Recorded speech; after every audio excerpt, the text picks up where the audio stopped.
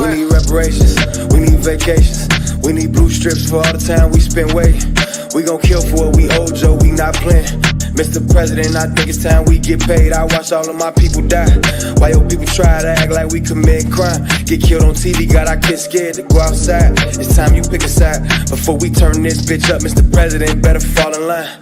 Yeah, we don't need loans, we need what we owe. We need police to stop killing sisters inside their home. And when it happened and we burn this bitch down, they need to stop telling us we was wrong. Ay, and we need unity. We need the government to stop bringing drugs in our community. They better stop playing, we not the ones. You got guns and we got guns. We kill if you play with our funds. Yeah, how we supposed to restore when they won't give us more? When they got knees on our necks when we walk out the store. How we heal when they go to the park, kill a 12-year-old boy for killing, we ready for war. Yeah, and we need reparations, we need vacations, we need blue strips for all the time we spend waiting. We gon' kill for what we owe, Joe, we not playing. Mr. President, I think it's time we get paid.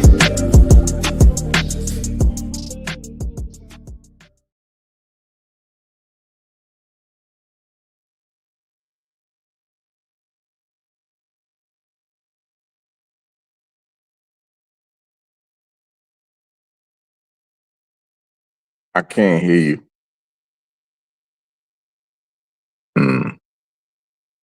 I don't know if you can hear me or not, but I can't hear you. You can hear me okay. Check 1, check 2. I can see you, but I can't hear anything.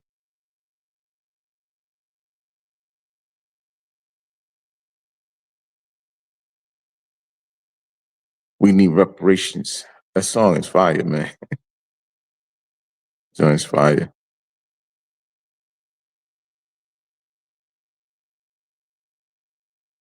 Yeah. Sad news, man. Sister Ananda Lewis passed away, man. Just seeing that online. Messed up. I knew she was dealing with a cancer issue.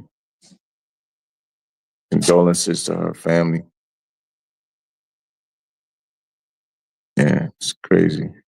But anyway, man, sad day. I had the opportunity to meet her like a while ago. We used to have a cable show, and we were fortunate enough to interview a lot of people. And she was one of them. We were working with a brother by the name of Angelo Ellaby. People in the New York area that know him, you know what I'm talking about. Angelo been around for a while. You know, had a lot of, connections in the industry, all that kind of stuff like that. And when we had our cable show, Angelo used to hook us up with a lot of really, really dope interviews. We interviewed a lot of people back then. My aunt, rest in peace, my aunt was the host of the show. And shoot, man, we interviewed a lot of folks, people that were just coming into the game, very early on. Lil Jon, he had just got signed. I think his very first record came out. He was one of the people. Like, I mean, we interviewed so many people, man. So many people. I mean, geez, man. Just thinking back about all of the different folks. But anyway, any case, man, shout out to Nanda Lewis and rest in peace and condolences to her family. A lot of stuff going on in the country. A lot of stuff going on in the country right now. It's kind of crazy, you know. And we're going to talk about some of that tonight. I have a lot of thoughts on it. To keep it in 100. A lot of thoughts about what's going on in Cali, stuff happening in New York, stuff happening in Chicago, I think Detroit, and a lot of the Democratic strongholds that are considered sanctuary cities and states, etc., you know, being raided by ICE. And a lot of people have a lot of problems with it. I still can't hear you, my brother. I don't know what's the deal. But a lot of people are having a lot of problems with it. You got a lot of folks that are trying to, you know, bully basically. And this is really like a democratic tactic to bully our people into supporting other people. As if there's some kind of coalition, as if this POC, Black and Brown Coalition, is some kind of real thing, you know, and, you know, oftentimes they use fear tactics and guilt tripping and, you know, shaming and all of that kind of stuff to try to get us involved in other people's issues. When the fact of the matter is, we're just at a point right now where our people just not really trying to hear all that.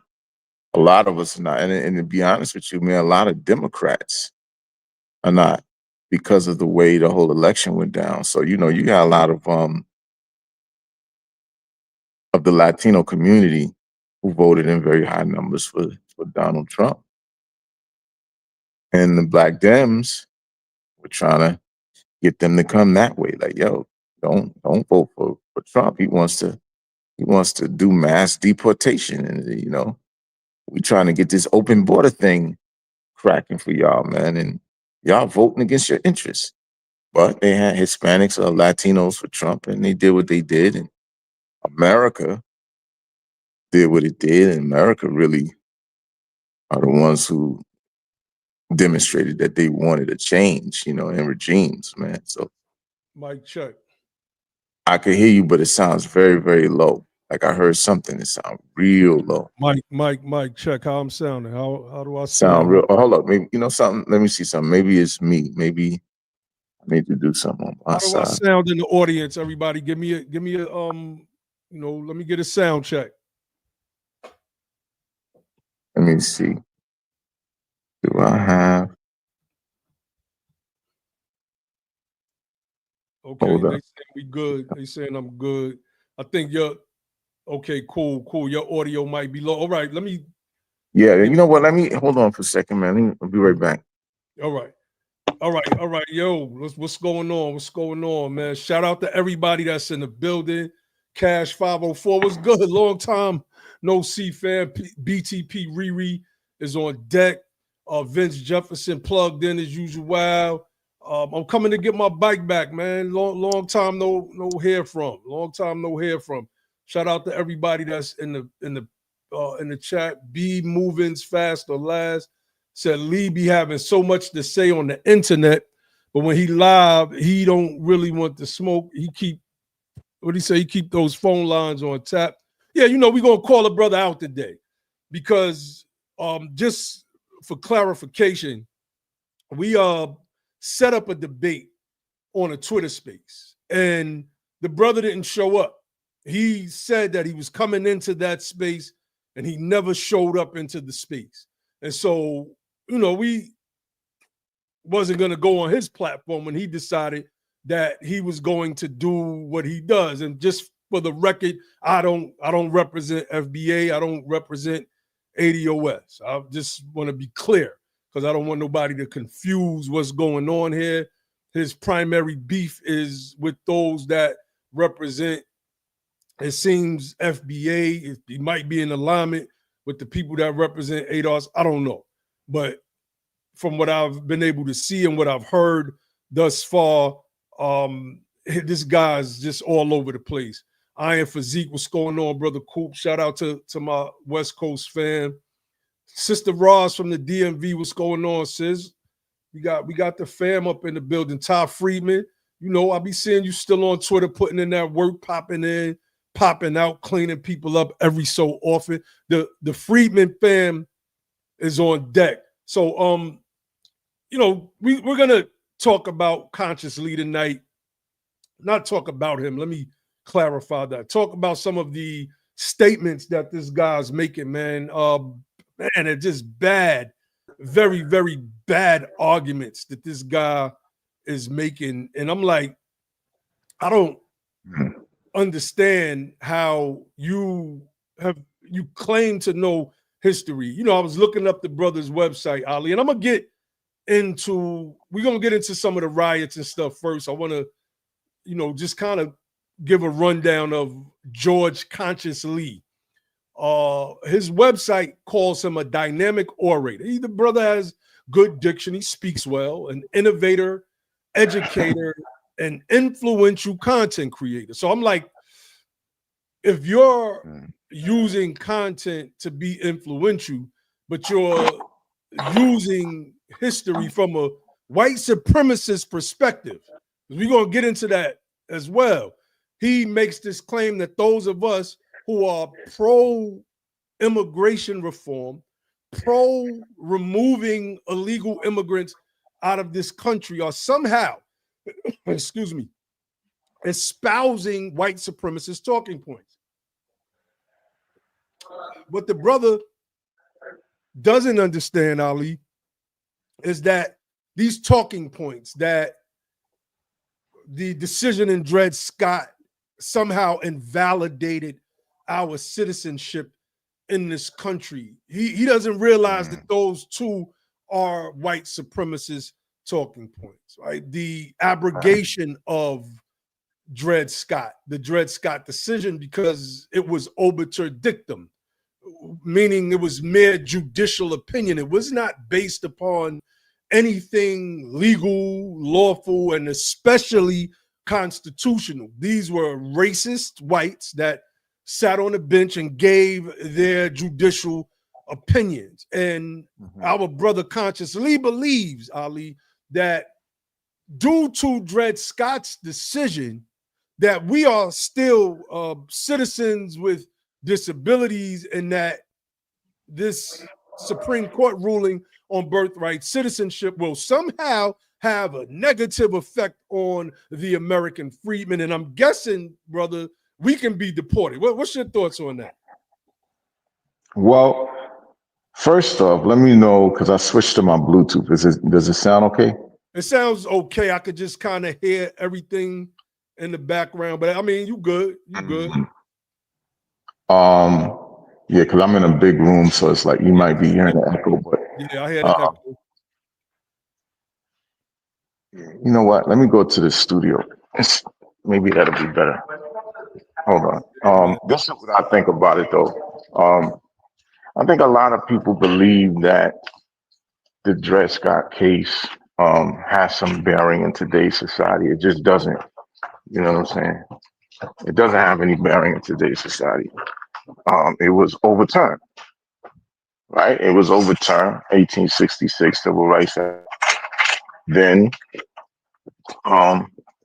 obviously, the 13th, 14th Amendments really put the nail in the coffin for that. So, yeah, it's not what people think. It's not what people think it is. So,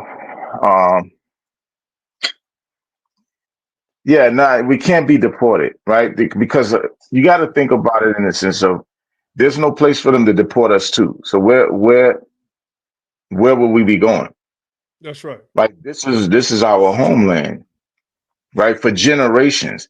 Not saying that there's no African ancestry, right? We know that there's African ancestry, but that's not what we're talking about. Like, and then when you look at African ancestry, you're talking about multiple ethnic groups of people that were thrown together and mixed together. So we have all of this mixture in our background. It's not like we can pinpoint, oh, y'all came from Ghana. Well, first of all, most of those, I mean, the nation states didn't even exist at the time that the people were being taken from there. So you're talking about kingdoms and tribes and stuff like that. Then over here, you got a mixture of all of these different things. That's why when people do their genetic genealogy, all of this stuff shows up in the background. It's not one specific thing. It's like, oh, the people from Senegal, the people from Ghana, the people from Mali, the people from Nigeria, you share DNA with all of these people. That's because different people were mixed together here. So it's not like I'm going to deport you or deport you guys to Ghana or to Nigeria, because that's not what it is. And none of those nations ever tried to claim any of us anyway. So there's no real relationship like that, right? There's no country of origin that we can, no specific country of origin that anybody can claim in that way. And that's just the African side. But just from the political side, we're politically tied to this country for generations. Generations. When I say political, I mean politically and legally, in terms of allegiance and in terms of the principles of birthright citizenship. See, like, you know, people are looking at birthright citizenship from a real surface perspective. They don't really understand that there are two aspects to citizenship in this country. And, you know, with regard to us, the aspect of citizenship, of birthright citizenship, of being a natural born citizen. Let's address, I don't mean to cut your wisdom, brother, because, you know, we call our brother the professor over here, but we got, right, and I had to school somebody from one of these African countries earlier in a Twitter space. So now we have whom we can assume is one of these people, and Ikemba Ojori, who says 500 years of white showing us that they don't abide by their own laws, treaties, contracts, etc. But we still think they won't do something because it's on a piece of paper. He then said these people will deport us to the moon and justify it. No, they're gonna deport you to the moon. That's right. Right. So what you gotta do is you gotta be honest about this. There is a distinction between us and you guys. And this is the thing that, so since the whole reparations thing really kicked up around 2019, one of the issues that came out of it was the issue of delineation, right? And by delineation, what people were talking about was being able to distinguish between quote unquote black people, right? So because everybody was being called black. And it's like, well, there are different kinds of black people. And the people that we were looking at targeting for remedial justice, or what you call reparations, were the people who were descendants of the people who were emancipated in this country. Not all people that are called black, whether they be from the continent or the Caribbean. We're just talking about a specific class of Americans who would do justice in terms of remedial justice in this country. So that's what we're talking about in terms of delineation. We need to make a distinction between who it is you're talking about when you're talking about quote unquote black people. And the problem is a lot of these folks don't understand that part of it. And they think that because of this concept of delineation, that we're somehow trying to be divisive, etc. On a certain level, yeah, it is division, but it's only division for the purposes of identification, right? And that's the thing that you guys have to understand. Identification is very, very important. Who are you talking to and who are you talking about? So when it comes down to this issue of birthright citizenship, for people who are either one, non-citizen foreign nationals, or two, people who have some kind of legal status, right, to be here, people who had legal status to be here and overstayed, whether that was some kind of visa and they overstayed their visa, but they're still here, people who are coming through the borders, whatever the case is, there's a distinction there. We're not the same just because we look the same, just because we may have very similar complexions, very similar phenotypes, even some shared history. We're not the same people politically and legally. So we're talking about a political, legal relationship that exists between who we call the American freedmen. Other people use the term foundational black, other people use the term ADOS. But what we're talking about is a political and legal relationship and a historical relationship that exists between our families and this government that does not exist between other quote unquote black people from the diaspora and this government. It's not the same relationship. As much as you all want it to be the same, it's not the same just because we look alike. Okay. And that's the part that people are having a problem with. They think because we all look alike and because they're calling everybody black people, that everything is the same, but everything is not always as it appears. Think about that. There's an old saying, everything is not always the way it seems. So you can project, your ideas of, hey, well, y'all black and these white people, they don't abide by their treaties and their own laws, et cetera, et cetera, et cetera. I get all of that. I understand that. But we're in a very different position than you guys. We're not the same. And I know you want us to be exactly the same, but it's not the truth. Just like if we came to Nigeria, we wouldn't be the same as you guys in terms of your relationship to the country, to the history of the country, to the government, etc. Right? It would be a very different dynamic. Okay, and so that's all we're really saying. That there's a different relationship there, and you gotta respect that. You gotta acknowledge it, and you gotta respect it. And if you don't, then hey, you don't, and we'll see what happens. But you got to remember, we've been here. Our families have been in this country since the late 1400s, early 1500s. I'm talking about those of us who acknowledge our African ancestry. I'm not talking about the other people who are saying that they're Indians. But those of us who acknowledge our African ancestry know that we've had people in this land since the late 1400s, early 1500s. And so we have a certain history in this country. And part of that history even included a quote unquote back to Africa movement. What was the name of that movement, Naheem, where they were trying to get some of our people or all of our people, if they could, to go to Liberia? They had set up the colony of Liberia in Africa. What was the name of that particular movement? The exact name of the movement, but I know exactly what you're talking about. Right. And even at that point, they didn't force, right? You understand something now. You're talking about a time period where our people were really down. And it was really just us. We didn't have no other Africans to depend on. We didn't have no Hispanics to try to depend on and make no coalitions with.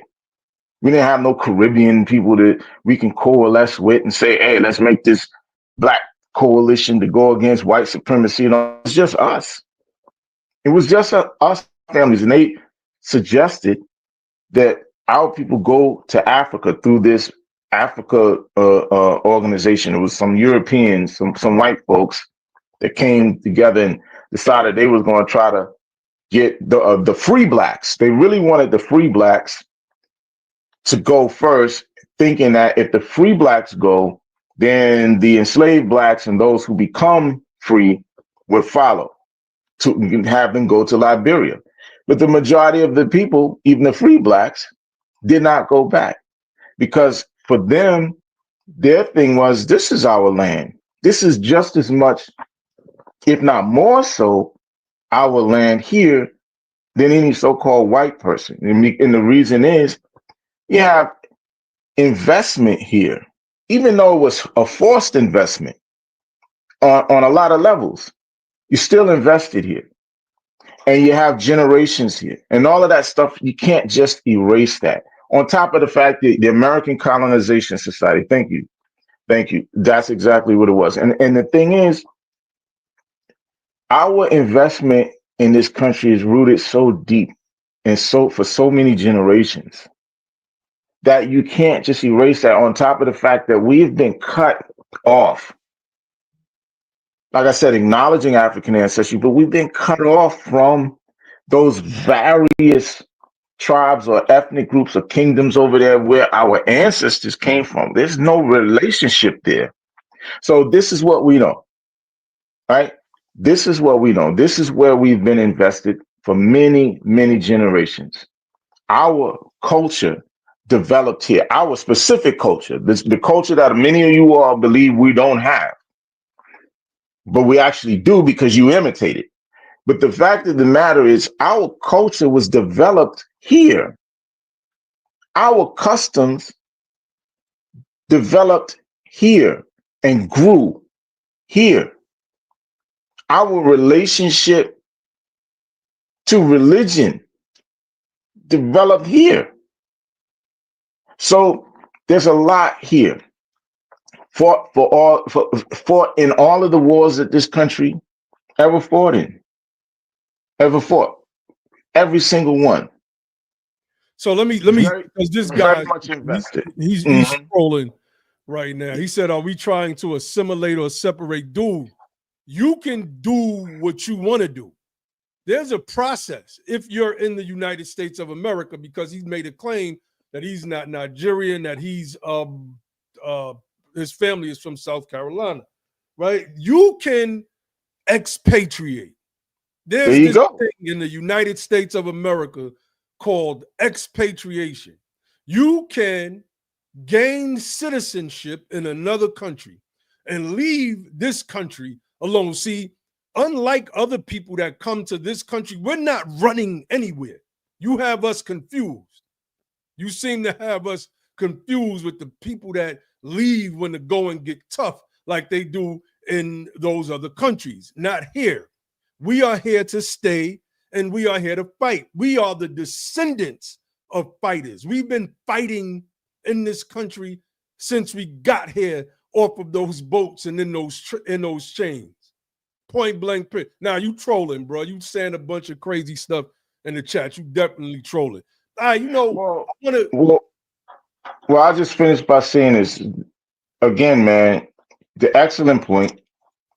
Expatriation is your answer, right? You don't have to worry about what we're doing.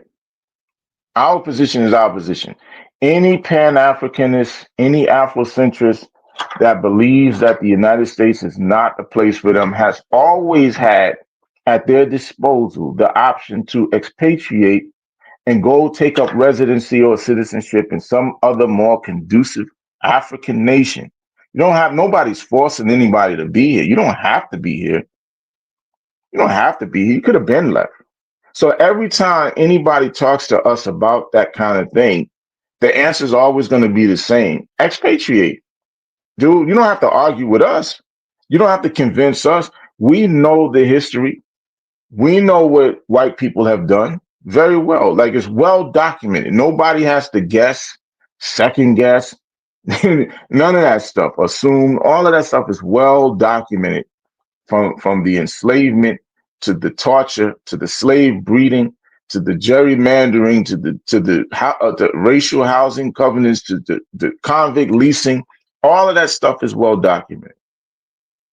But you don't have to argue or try to with us or try to convince us. If you really are trying to separate, if you're really trying to separate and you believe that Africa is the place to be, I mean, you already know what to do, right? You seem like you have the answer. You have the answer for you and your family. I mean, you know what to do. But go ahead, bro. That's it. Yeah. So let's get into this thing. Let's get into this thing. Let me prepare these quotes. I forgot to add this Frederick Douglass quote because we're gonna school Brother Consciously today. That's the purpose of today's live stream. And in schooling consciously, we're going to do a call to action at the very end. And this is going to be a unique call to action, one that's absolutely needed, because what we've been learning in our institutions about our own history has been completely off. Completely off. So I just want to add one more slide, because I was going to get into the riots, and we could get into that stuff later. This particular stream is about Conscious Lee. And we want to prove to Conscious Lee that he doesn't know what he's talking about, and that he is the one espousing white supremacist talking points. He doesn't think that he is. He thinks that he's being some form of a conscious activist, and in that he let me see, let's move this over some. Move that there. I mean, I get it, right? It's like, I mean, I think he might be in college or just graduated, whatever the case is. Obviously young, right? And so a lot of times what you have is people who come into certain information and they're very high strung on that, right? And it's like, we're going to change the world. We're going to change the world. But I always look at it from a historical perspective, and all of the great men that came before us that had some incredible answers, incredible degrees and levels of wisdom and knowledge and understanding, that wanted to change the world. And none of them were ever able to really do it. Some of the greatest minds and greatest thinkers that came before us had all of these grand ideas about how to address the so-called Negro problem, how to address the problem of racism, so-called white supremacy, etc.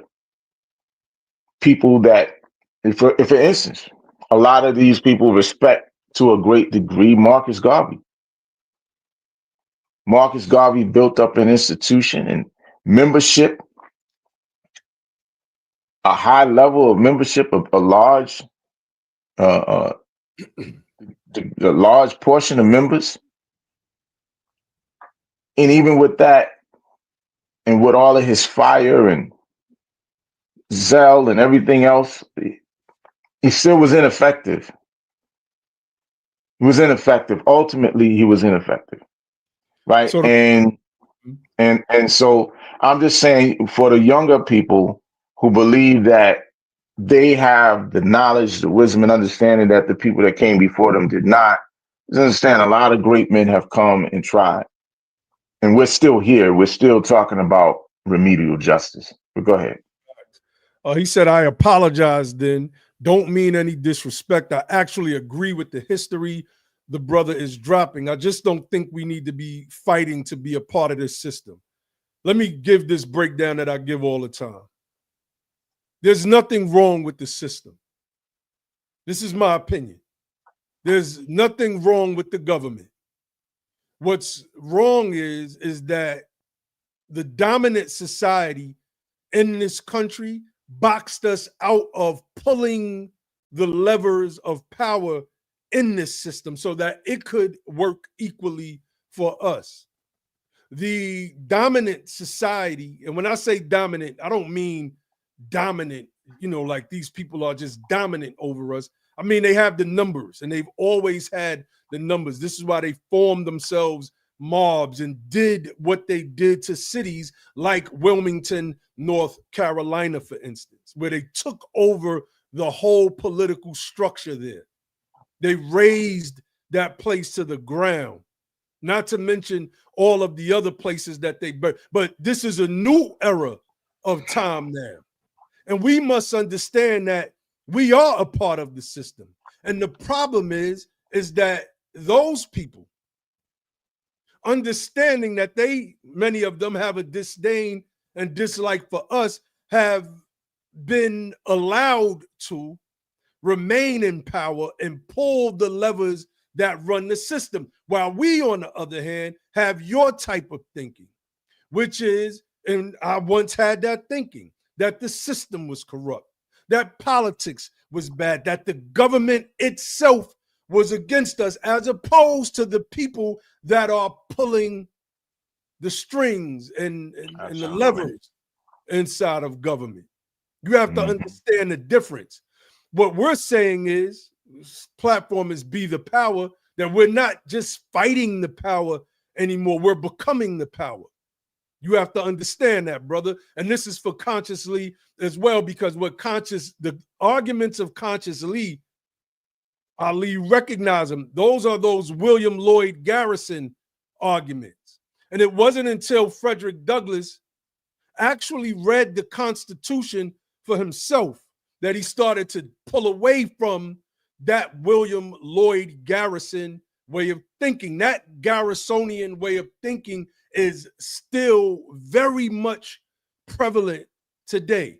We see it a lot in so-called conscious, pun intended, conscious circles.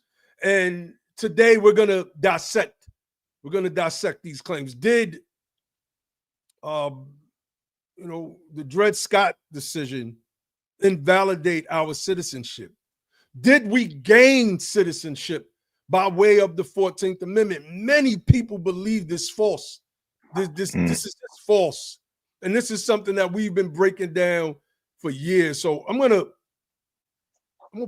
pull this PowerPoint up, Ali. We're gonna run through this thing. So while you're doing that, I just want to say this to the point that he made. I just don't think we need to be fighting to be a part of this system. My thing is, we are citizens and nationals of the United States of America, right?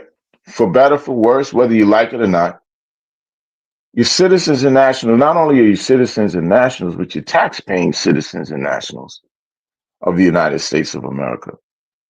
So when you say we shouldn't be fighting to be a part of, you're already a part of it. You are a major part of it, a very significant part of it, that if it had it not been for our existence, our ancestors' existence in this country early on, you may not have had this country to even be a part of. You follow? So we're a very significant portion, very much deeply, deeply rooted in this country. Yes, indeed. Tell me how the slideshow is looking on the screen. Because I can't see it. Looks good to me. Okay, perfect. All right, hold on, y'all. Let me pull it up. Okay. All right, yeah. Okay, so let's get into this. Consciously, and everybody who espouse such sentiments, I hope you all are paying attention. I hope you're paying attention. Black citizenship before the 14th Amendment, overturning the myth of Dred Scott. Today, we challenge the misconception that American freedmen became citizens only after the 14th Amendment. History and law proves otherwise. This is a presentation by United Sons and Daughters of Freedmen. This is in response, not just to Consciously's claim, but everybody's claim that somehow when the birthright citizenship aspect that has been attached due to construction, judicial construction, attached to immigrants, illegal and otherwise, when it's overturned, that somehow it will have an effect on us. So much so that, like this one guy said in the chat, we can be deported to the moon. We refute these. Well, the thing is, there's no precedent of any such thing ever happening, right? That's the point that they're missing. Because as much as you want to say the white man is the devil, right? And I'm not going to sit and disagree with you. But as much as you want to say he's the devil and he does not honor his treaties and contracts and laws, etc., there is no history of the white man in the United States deporting our people en masse to anywhere that they didn't want to go. It just doesn't exist. You're not going to find that. Even prior to the 14th Amendment. Even prior to that. You're not going to find it. You can go on all the way back to colonial America. You're not going to find that happening. What they were doing was bringing people in, not deporting people. Right? There is no history of a mass deportation of our families. Maybe of your families there is or will be, but not ours, because it's just you'll see. We'll get into it. Oh yeah, oh yeah. So fam, make sure y'all share this video out. And make sure y'all give us a thumbs up and support the platform. Let me put that in there. I want to make sure people support the platform, because we are going to show and prove the way we always do. All right, so let's go. Let's get into this thing. All right, so these are the foundational facts that Dred Scott, that decision declared Black people could never be citizens. This is not only a historical contradiction, but a harmful myth, very harmful myth. The evidence exists, historical records, voting rolls, and congressional testimony prove otherwise. We're gonna get into some of that today. What is its constitutional role? The Constitution our constitutional role, the Constitution was ratified with votes from free Black men. If we were never citizens, then this would be impossible. So where I want to start first, Ali, is I want to start with the actual text from Chief Justice Taney. All right, many people, we never really get into this. We just know what it says, and we read this stuff years ago, but it's actually been a while since I've pulled this up and perused it. So I want to get into this and let's try to move this along, because this is a little read, and I want to like really kind of hit on this piece and get to the next slides and try not to belabor any of it if we can. But it's so much to break down, and I don't want people to, get lost. I want them to understand where we're going with this. So this is what we know, the Dred Scott case. Dred Scott versus John F.A. Sanford. Dred Scott, plaintiff in error versus John F.A. Sanford. Let me see. Brought court inspection when the plea. I want to see where I want to start from, actually. All right, let's start from number 3. In the circuit courts of the United States, the record must show that the case is one in which, by the Constitution and laws of the United States, the court had jurisdiction. And if this does not appear, and the court gives judgment either for plaintiff or defendant, it is error, and the judgment must be reversed by this court. And the parties cannot, by consent, waive the objection to the jurisdiction of the circuit court, right? So, I mean, he's setting the foundation of what the Supreme Court is actually established for. This is true, although he's setting it up for what he's setting it up for. 4, a free Negro of the African race, and that's key, and Brother Ali points this out all the time, that we're recognized by 4 different racial terminologies in Chief Justice Taney's, I don't know. Well, yeah, this is nothing more than his opinion. That's all it is. Obiter dictum. Y'all look that up. OBITERDICTUM. His mere judicial opinion. But let me finish. A free Negro of the African race whose ancestors were brought to this country and sold as slaves is not a quote-unquote citizen within the meaning of the Constitution of the United States. Here, Taney is inserting his opinion and the opinion of Sanford, who believes that Dred Scott and all quote-unquote Negroes in the United States of America should be enslaved to the quote-unquote white race. Number 5, when the Constitution was adopted, they were not regarded in any of the states as members of the community which constituted the state, and were not numbered. I said pseudo. Pseudo, that's false. And we're going to prove this to our brother Conscious Lee, because we know he's not read the dissenting opinions of Justice Curtis and Justice McLean. But this is false, what he says here. When the Constitution was adopted, they were not regarded in any of the states as members of the community which constituted the state, and were numbered among its quote-unquote people or citizen. Were not numbered, Consequently, the special rights and immunities guaranteed to citizens do not apply to them.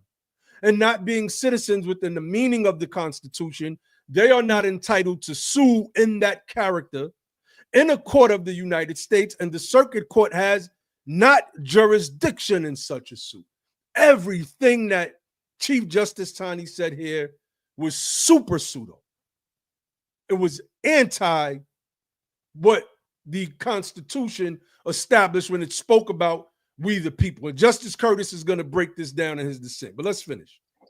And real quick, it was anti the historical facts. That's right. That's right. Anti the historical facts. The only two clauses in the Constitution which point to this race treat them as persons whom it was morally lawful to deal in as articles of property and to hold as slaves. This is implication.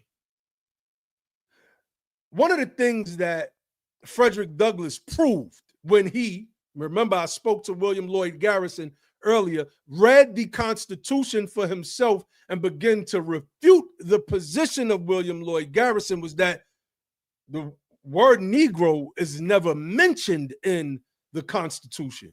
And they know when they want to mention some people, they will. Indians not taxed. So I want to read that again. The only two clauses in the Constitution which point to this race treat them as persons whom it was morally lawful to deal in as articles of property and to hold as slaves. Another falsehood. The Constitution says no such thing at all. Since the adoption of the Constitution of the United States, no state can by any subsequent law make a foreigner or any other description of persons citizens of the United States, nor entitle them to the rights and privileges secured to citizens by that instrument.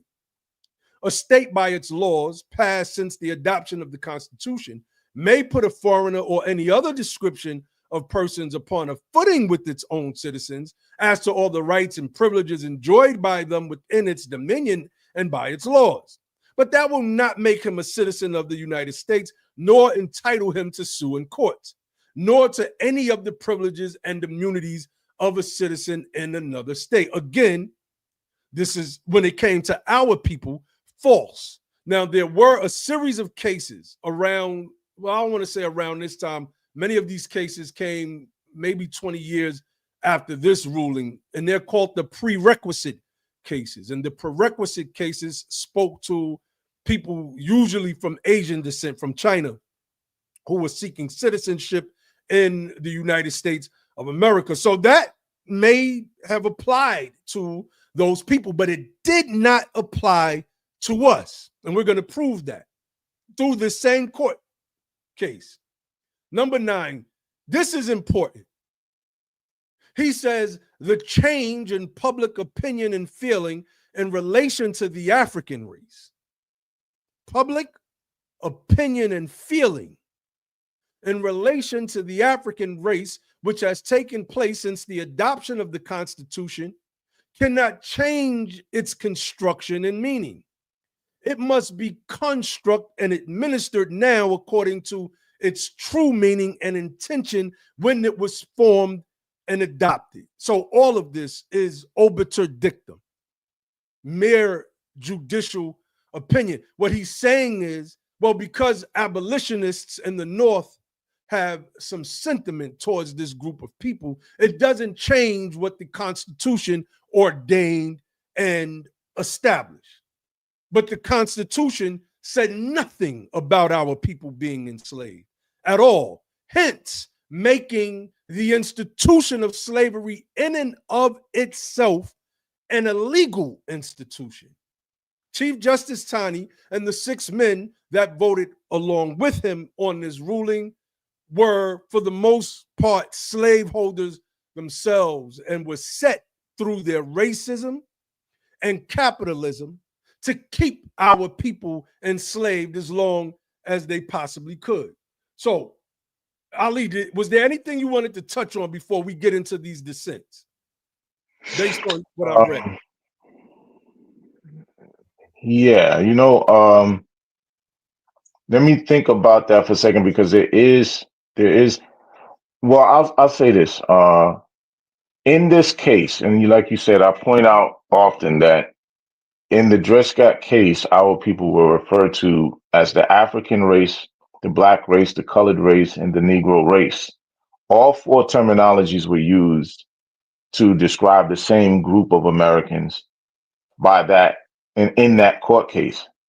But to the point that you were making, I just wanted to stress this, is that none of those terminologies are used anywhere in the Constitution. You will not find anything about the African race, the Black race, the colored race, or the Negro race in the United States Constitution anywhere.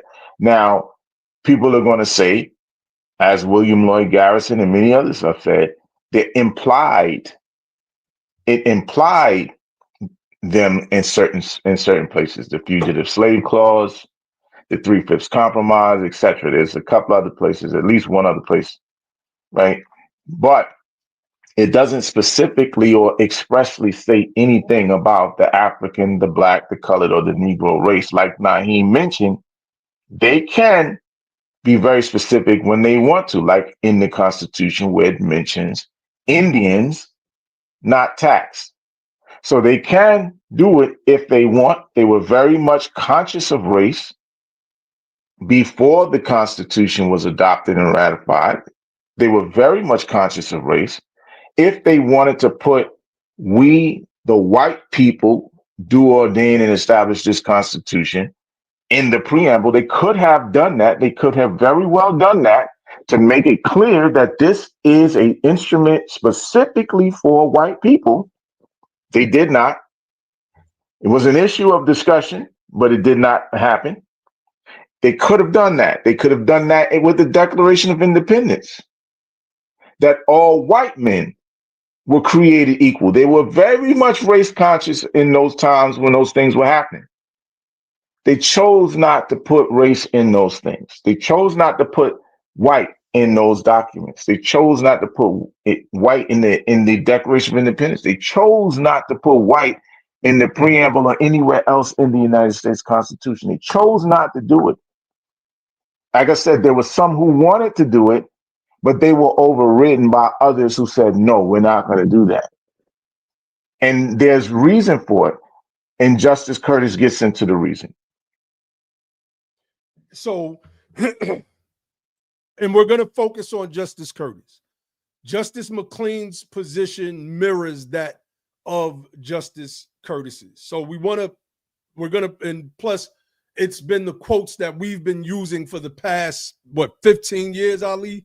16 years from the same case and debunking the same talking points that Conscious Lee has been raising. So Justice Curtis's dissent affirmed that free blacks were citizens, quote, in several of the states. And this is based on documented state records of our ancestors' citizens' rights in these particular states. Justice McLean's position, he argued that voting and civic participation proved citizenship status, rejected the majority's flawed historical interpretation. See, Conscious Lee, we can tell he's not read this case thoroughly. He's not done what is called the critical analysis, to where he read what Chief Justice Taney said and then read what the dissenting opinions were. See, that's how you do a critical analysis. You don't look at one side of it, you look at all sides of it. And then you employ the Hegelian dialectic, thesis, antithesis, and synthesis. And in this case, there is no synthesis, because everything Chief Justice Taney said was bogus and made up, just renderings of his own racist mind. Period. People tend to ignore the dissenting opinions of cases because they believe that the dissenting opinions don't hold any legal weight. They may not hold legal weight, right? They don't hold the force of law, right? We get that. But at the same time, there inside of those dissenting opinions is very persuasive information sometimes. And sometimes the truth are in dissenting opinions. So in this particular instance, Justice Curtis, although he was in the minority and his opinion was merely a dissenting opinion, Justice Curtis actually proved, if you read it, and the reason I'm saying he proved it is because he provided primary sources. He provided tertiary sources to back up his claims about Black citizenship prior to the Dred Scott case. Because at this point, 1856, 1857, there is no 14th Amendment. So that's not even an issue in this instance. That's This right. is just an issue of citizenship, whether or not Black people had the right to citizenship by birth, etc. That's right. So let's get into what Justice Curtis had to say. Consciously pay attention. Pay attention. This is what he says in his dissenting opinion.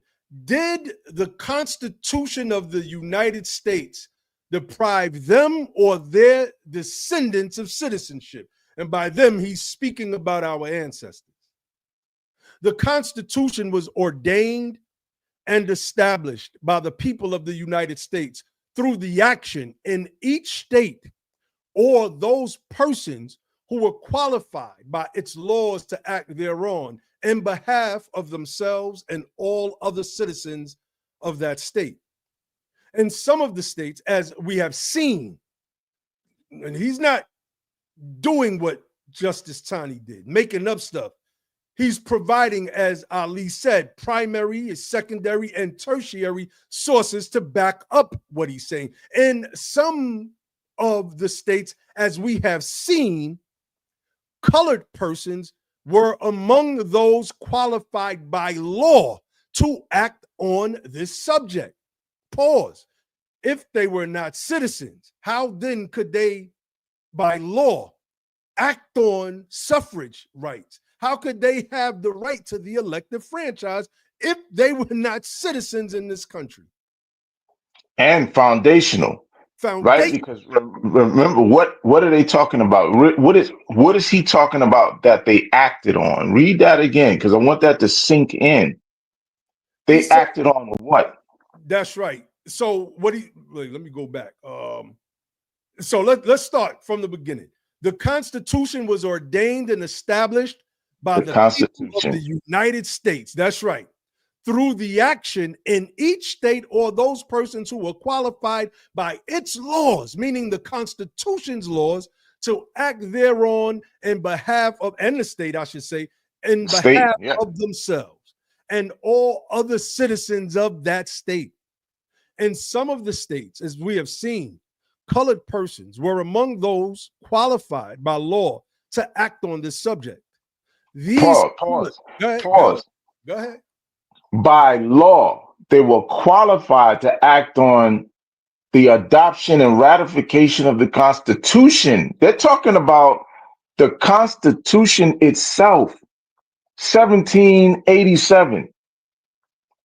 Prior to it, but leading up to the 1780, this is when the Constitution takes effect. I believe it's 1787. The fact of the matter is, what he's saying is so profound and so heavy, is that he's like, these people that you're trying to claim are not citizens of the United States were citizens of the states that comprise the United States before it even adopted the Constitution. And these people were members of the political body in those states, and they acted via their suffrages on the adoption of this thing that we're calling the Constitution of the United States. So how can you turn around and say that this instrument now does not cover them? That's what he's saying. And he said, as we have seen, these people acted through their suffrages. Come on.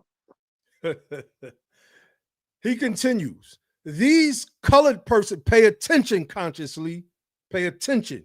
We're going to get you right. We're going to get you right. These colored persons were not only included in the body of the quote unquote, the people of the United States by whom the Constitution was ordained and established, but in at least 5 of the states, they had the power to act and doubtless did act by their suffrages upon the question of its adoption.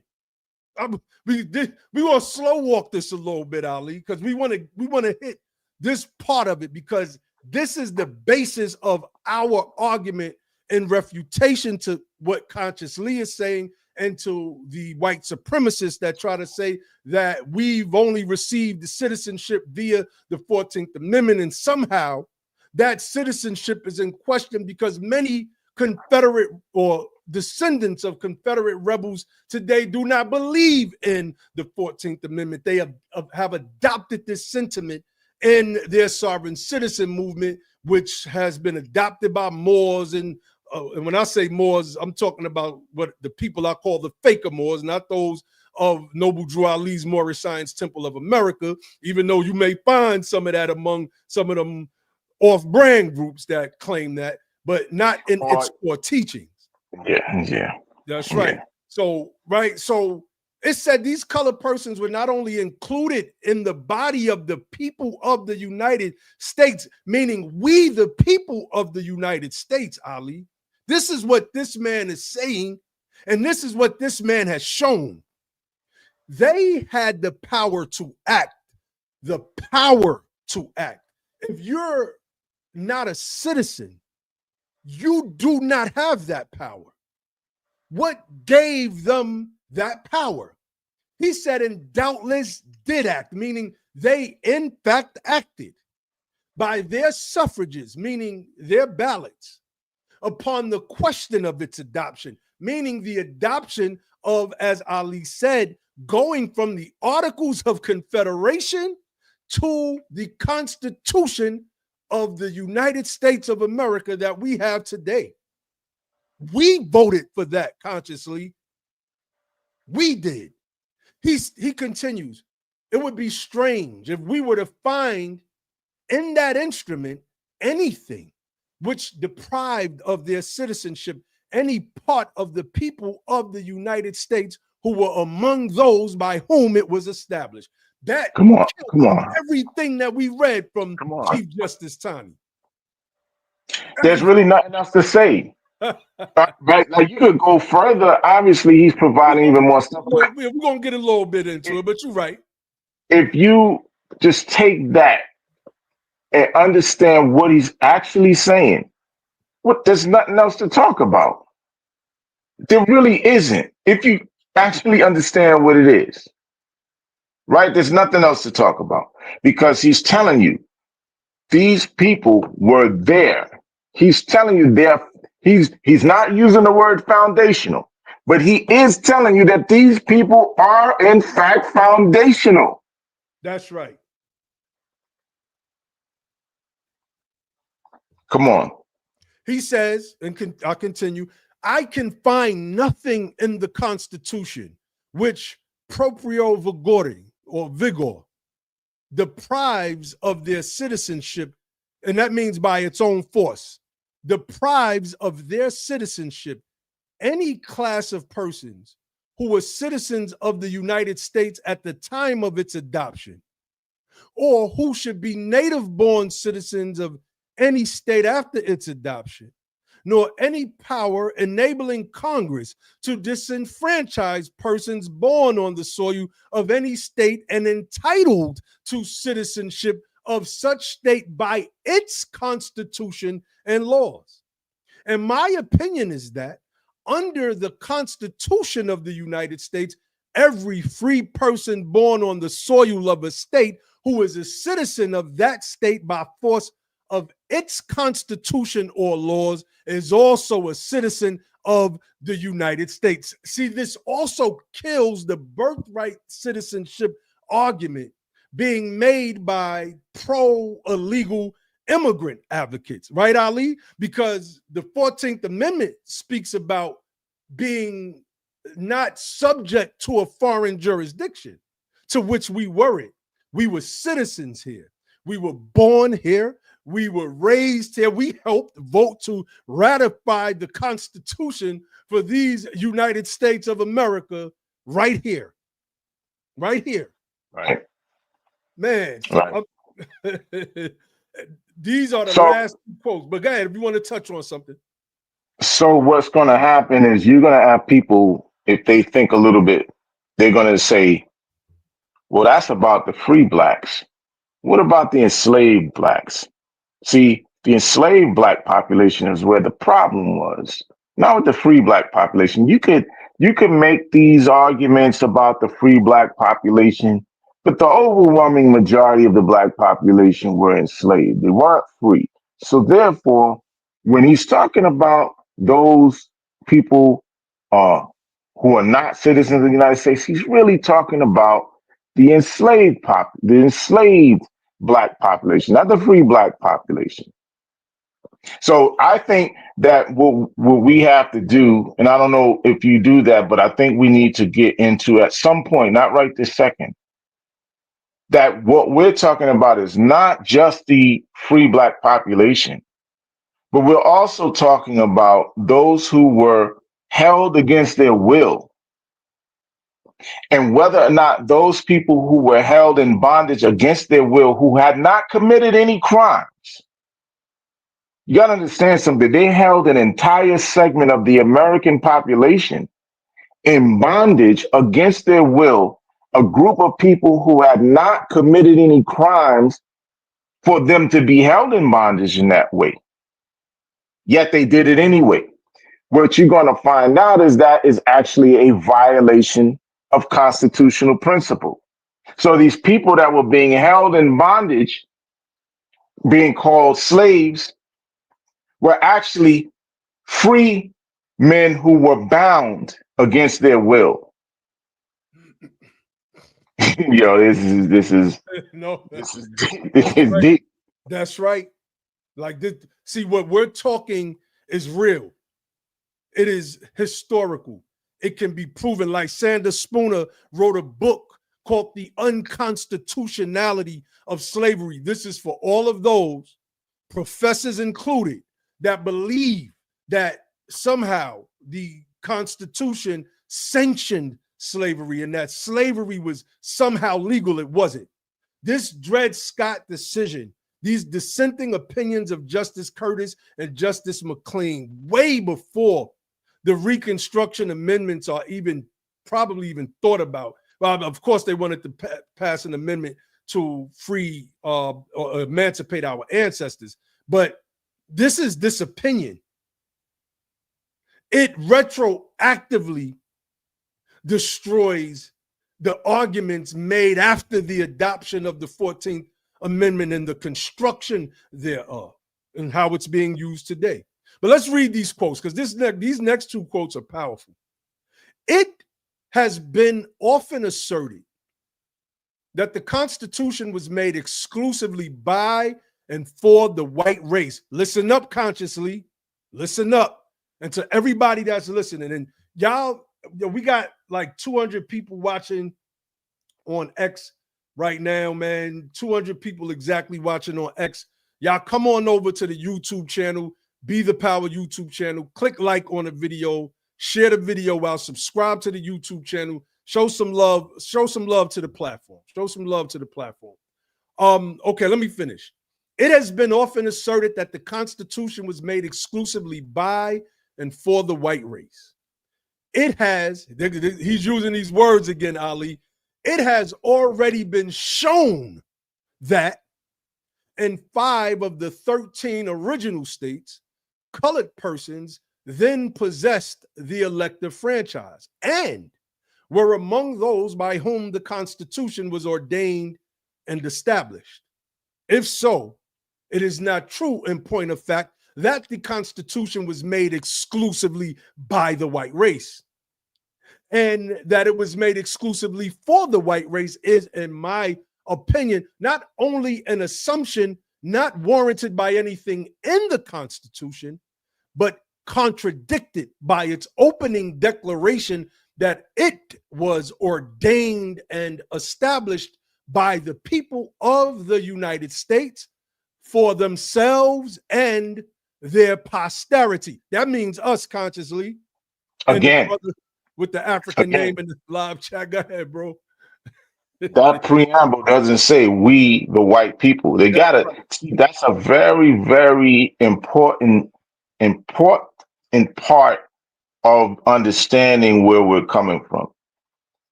People who are very much race conscious. They were very much race conscious at the time of the adoption of the Constitution, at the time that they were drafting it. Very much race conscious. People owned slaves. Some of the drafters owned slaves. Thomas Jefferson was a slave owner. These people were conscious of race. They were conscious of the institution of slavery, and they very well could have put we, the white people, do ordain and establish this Constitution. They could have. Whiteness is actually mentioned in the Articles of Confederation. So they were conscious of whiteness. They could have put that in the Constitution, in its preamble, or anywhere else in the body of the instrument. They did not. They chose not to. It was a conscious effort. It was a conscious decision. Because they could. They could have. But they chose not to. And part of it is, when you think about what Curtis is saying, Justice Curtis was saying here, he's saying that there were, quote unquote, colored people, Black people, people of African descent, who were a part of making the Constitution in its adoption by way of its suffrages, who are actually foundational to this establishment of this thing called the United States. So no, some of them knew that, right? They knew that, and they were conscious of it, and they just said, no, we're not going to put we the white people, because it's not just white people. If you read the works of James, do you go into James Otis, brother? I don't want to cut it. You can get into that later. No, I didn't put that in this slide.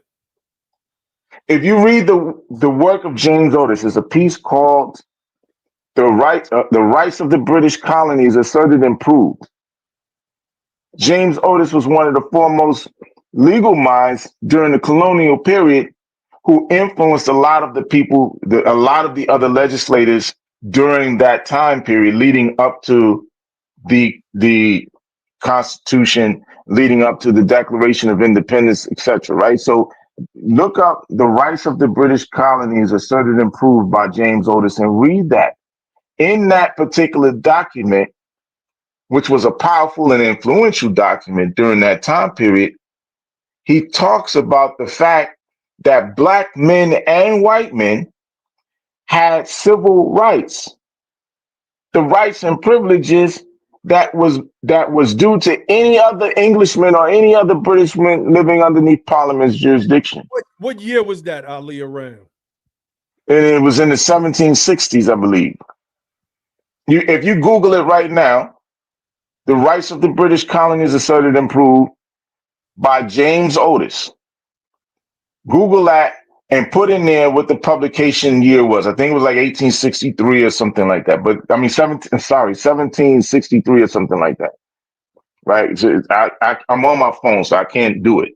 But you guys can do it. I got my screen, both of my screens taken up with the slideshow on the PowerPoint, so I can't necessarily. But it's cool. I mean, it's for everybody else to look up. We know what it says.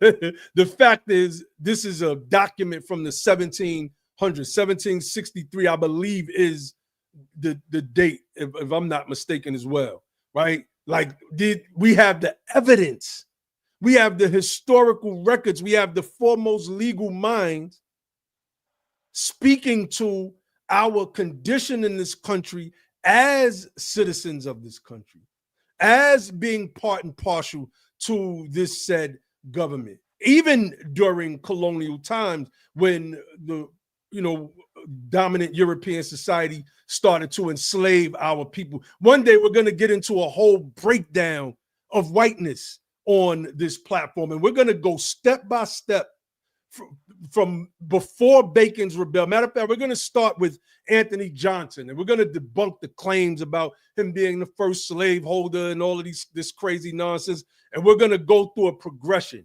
all the way up until slavery becomes what we know it to be. It's really, really deep, man. Really deep. But let's get through these, Ali, and these last two, and so we could just move this thing along some, as we got a couple more slides. And I want to definitely prove to our brother consciously that we know what we're talking about, and he doesn't. And if he's truthful, he's going to correct himself. And we understand why he didn't want to take that free smoke I was trying to offer him. All right, it says, and as free colored persons within citizens of at least 5 states. And so in every sense, part of the people of the United States, they were among those for whom and whose posterity the Constitution was ordained and established. So to the brother with the African name in the chat that's talking about separating from the system, you didn't have this understanding prior. We can only hope that you change your mind after we finish with this presentation, because for every one of you that's thinking that way, you are trying to find an escape hatch, and you're taking your mental into a place that it doesn't need to be focused in because you're still here. Next quote. It has been further objected that if free colored persons born within a particular state and made citizens of that state by its constitution and laws are thereby made citizens of the United States, then under the 2nd section of the 4th article of the Constitution, such persons would be entitled to all the privileges and immunities of citizens in the several states. And if so, then colored persons could vote and be eligible to not only federal offices, but offices even in those states whose constitution and laws disqualify colored persons from voting or being elected into office. What he's saying here is that the Constitution takes precedent.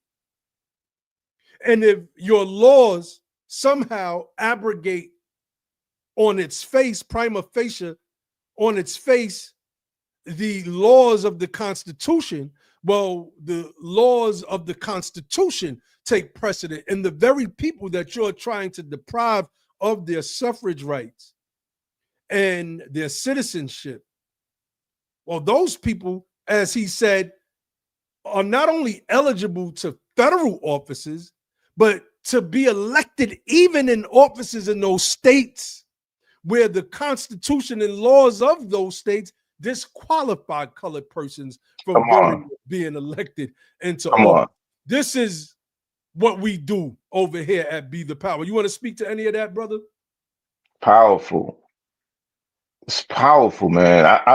My thing is, are people taking it in? Are you really understanding what this man is actually saying? Like it has to register. You have to, like, you know what I mean? It has to sink in, because all of these ideas about what we are not gets undermined when you read what Curtis is saying. When you read, like I said, what James Otis said in The Rights of the British Colonies Asserted and Proved. When you read what other people, because this is a whole stream of thought. A lot of people think it's just 1 off, 2 off, 3 off, where a couple of people, some of the abolitionists felt this way. No, this was a whole stream of consciousness that comes from the colonial period. It's a whole stream of consciousness through a bunch of people who wrote about the fact that these people are actually members of the body politic.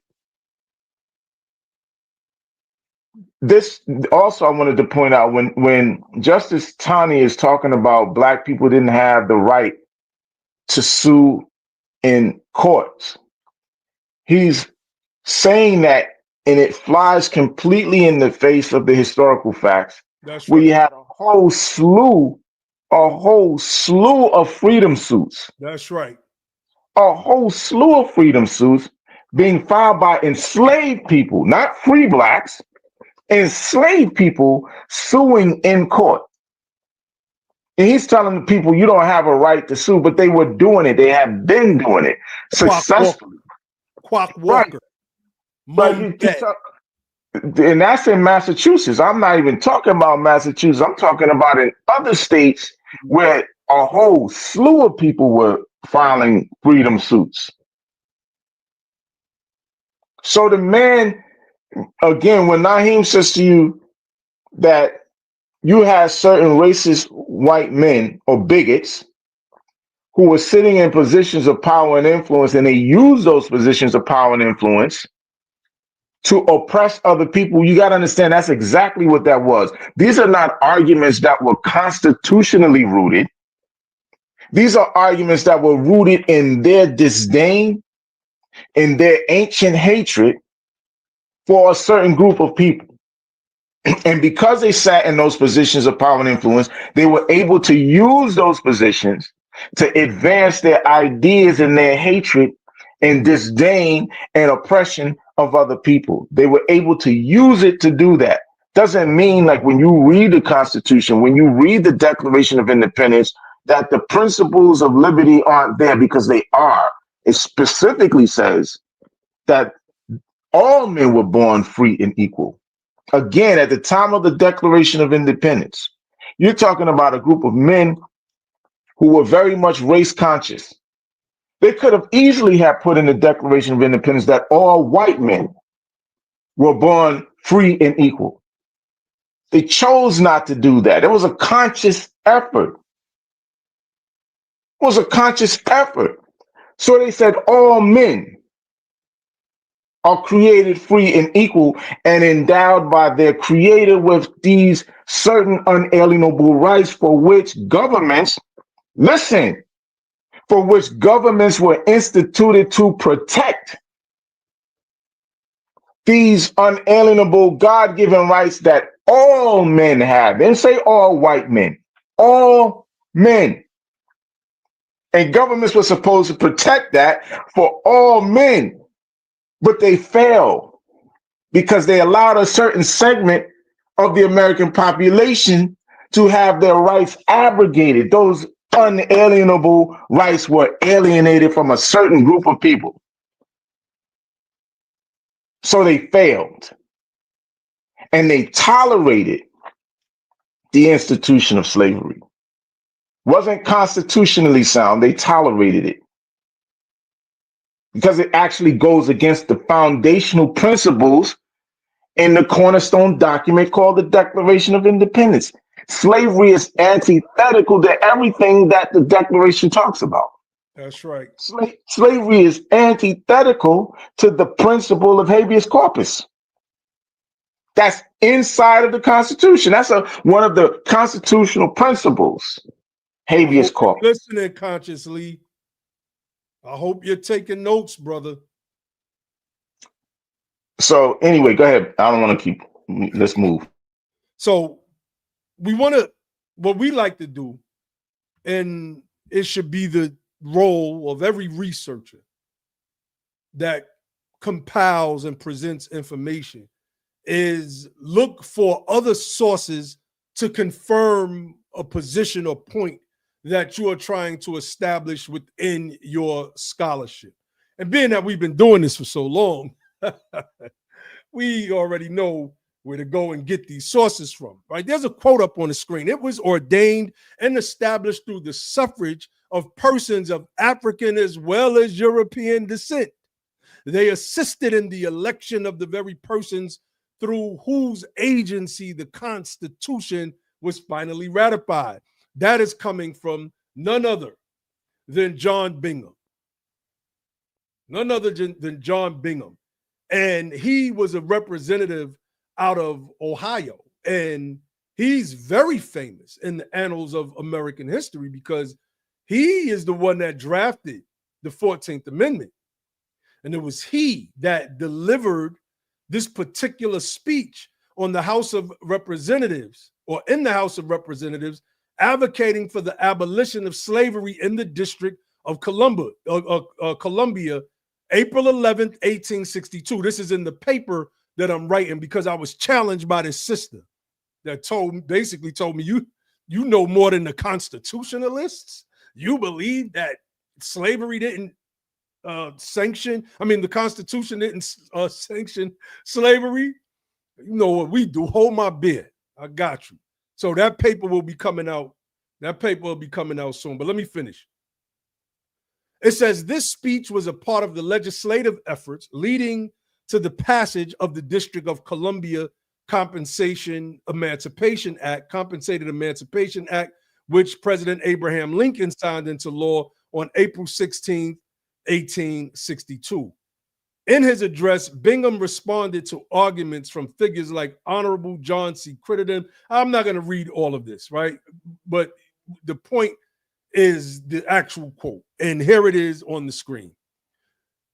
He says, but sir, right? This is him responding to John Critter of Kentucky.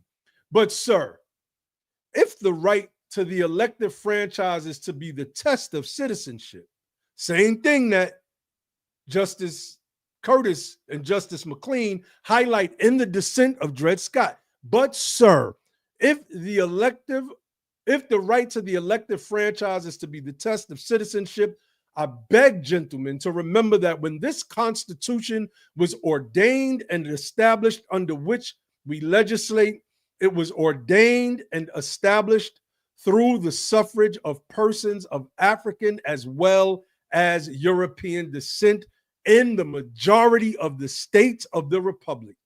They assisted in the election of the very persons through whose agency the Constitution was finally ratified. Look at the records of North Carolina for information on that subject. We got some homework for you to do consciously. Look into the legislative records of Maryland and Delaware, and look at the records of the New England states, and you will find that the persons of African descent did enjoy the elective franchise and had a voice in the adoption of your Constitution.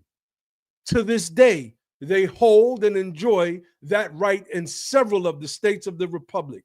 You cannot, as federal legislators, prevent the exercise of this right by the colored citizens. You cannot help it.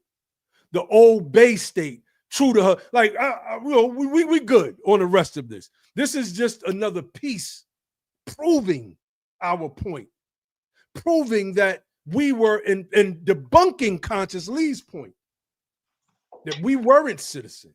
And then again, somehow the 14th Amendment gave us citizenship. Go ahead, brother. Again, this is the man who drafted the 14th Amendment, That's John right. Bingham. He's one of the radical Republicans during the Reconstruction period. That's right. That's right. It's very important what he wrote. You got to take it in. Like, this is what I'm saying, man. People hear this stuff, it goes in one ear and out the other, but you really need to absorb what's being said. That's right. That way you truly understand where we're coming from. That's right. Okay. One more piece of proof. One more piece of proof. Let's go. Let's go.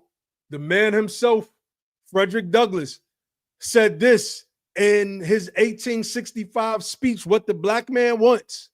When this nation was in trouble, in its early struggles, it looked upon the Negro as a citizen. In 1776, in 1776, he was a citizen. At the time of the formation of the Constitution, the Negro had the right to vote in 11 states out of the old 13. In your trouble, you have made us citizens. In 1812, General Jackson addressed us as citizens, quote unquote, fellow citizens. He wanted us to fight. We were citizens then, and now, when you come to frame a conscription bill, the Negro is a citizen again. He has been a citizen just 3 times in the history of this government, and it has always been in the time of trouble. In time of trouble, we are citizens. Shall we be citizens in war and aliens in peace? Would that be just? See, you can't be a citizen one day and not be a citizen after that. You can't be a citizen for a specific moment in time and not be a citizen at another instance of time. That is impossible. That is impossible. Either you're a citizen or you're not. And what Frederick Douglass was doing here was highlighting the hypocrisy of those in power within this government. We have given you 3 sources consciously. I'm hoping. Go ahead, brother. The hypocrisy, as well as what we were witnessing, was the whims of white folks.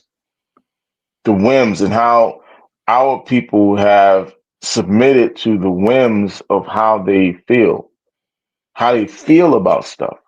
Because technically, that's what you're dealing with. You're dealing with a group of people, like I said, sitting in positions of power and influence, expressing how they feel about something, not showing you within the bodies of the foundational laws of this country where it says you are absolutely not a member of this political body.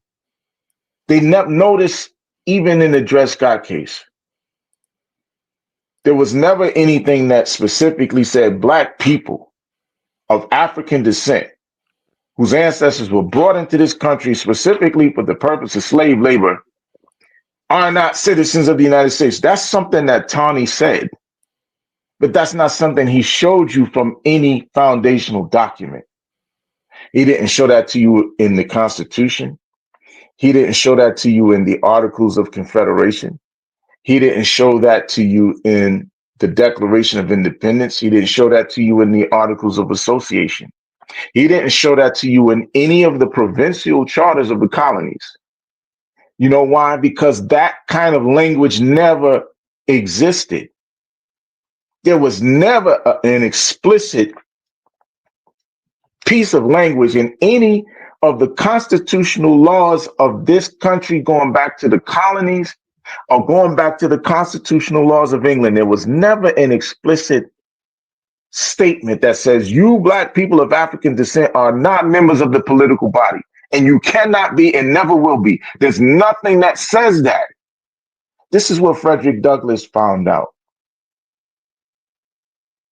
This is what he came to. This is the conclusion that he came to. This is why he's saying what he's saying, that the so-called Negro was a citizen from day one. And they addressed him as a citizen always in time of need. Fellow citizen, as he said. You called us fellow citizens. But that's when you needed us, you made sure that you spoke to us the right way. Right? So this is the truth. And the thing that you have to always ask yourself when you start thinking that citizenship is a white man thing, it's a thing for white people, what you have to ask yourself is this, and this is a very, very important question. When the colonies broke away from Great Britain to claim their independence and sovereignty as a nation, what law made any of those people citizens of the United States? And when they had children, what law made any of their children? I'm talking about the quote unquote white people now. What law made their children or their descendants automatic citizens of the United States? Where is the law that says white people are citizens of the United States and they are the sole citizens of the United States and nobody else? Where is that written anywhere? That's right. Doesn't exist. Doesn't exist. What's going on, brother Josh? Peace. You know, what y'all are talking about, I think is very, very important for this day and time because, you know, there's a lot of fear mongering going on. There's a lot of, you can tell that people may have forgotten a lot of this or never knew a lot of the information that you guys have been dropping because they have been allowing themselves to get caught up in conversations that go something like, well, after they get done with the deporting illegal aliens, they're going to deport y'all too, you know, after they going after the brown people, then they're going to go after the Black people. Like this action that's going on, excuse me, is something new. Like they weren't deporting folks under Clinton and Obama and Biden and Bush and all these. I mean, there's always been deportations going on. Now, Trump is put the pedal to the metal with the deportations, but he's not deporting people because they are quote unquote brown. He's deporting them because they violated federal law and they're into the country illegally. And it's a lot of that I don't agree with the brother.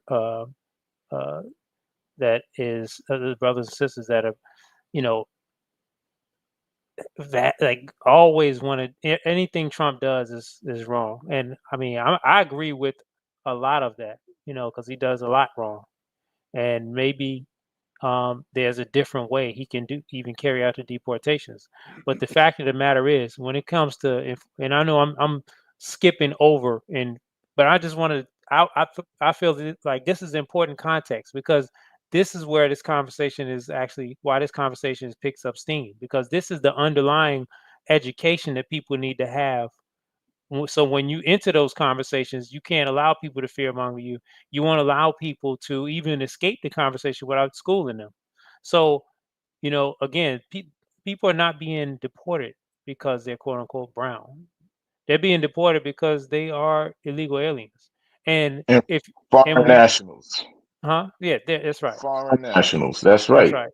And they've skipped over the line past those who have tried to come into the country using the proper legal process and following the protocol, and they thought they can just skip over top of them and come in here and put themselves, their children, or their future children's livelihood and family sanctity at risk. That was a dice roll. It was a calculated risk they took, and if they had to know eventually, just like any other criminal, that if one day I could get caught and this whole jig will be up.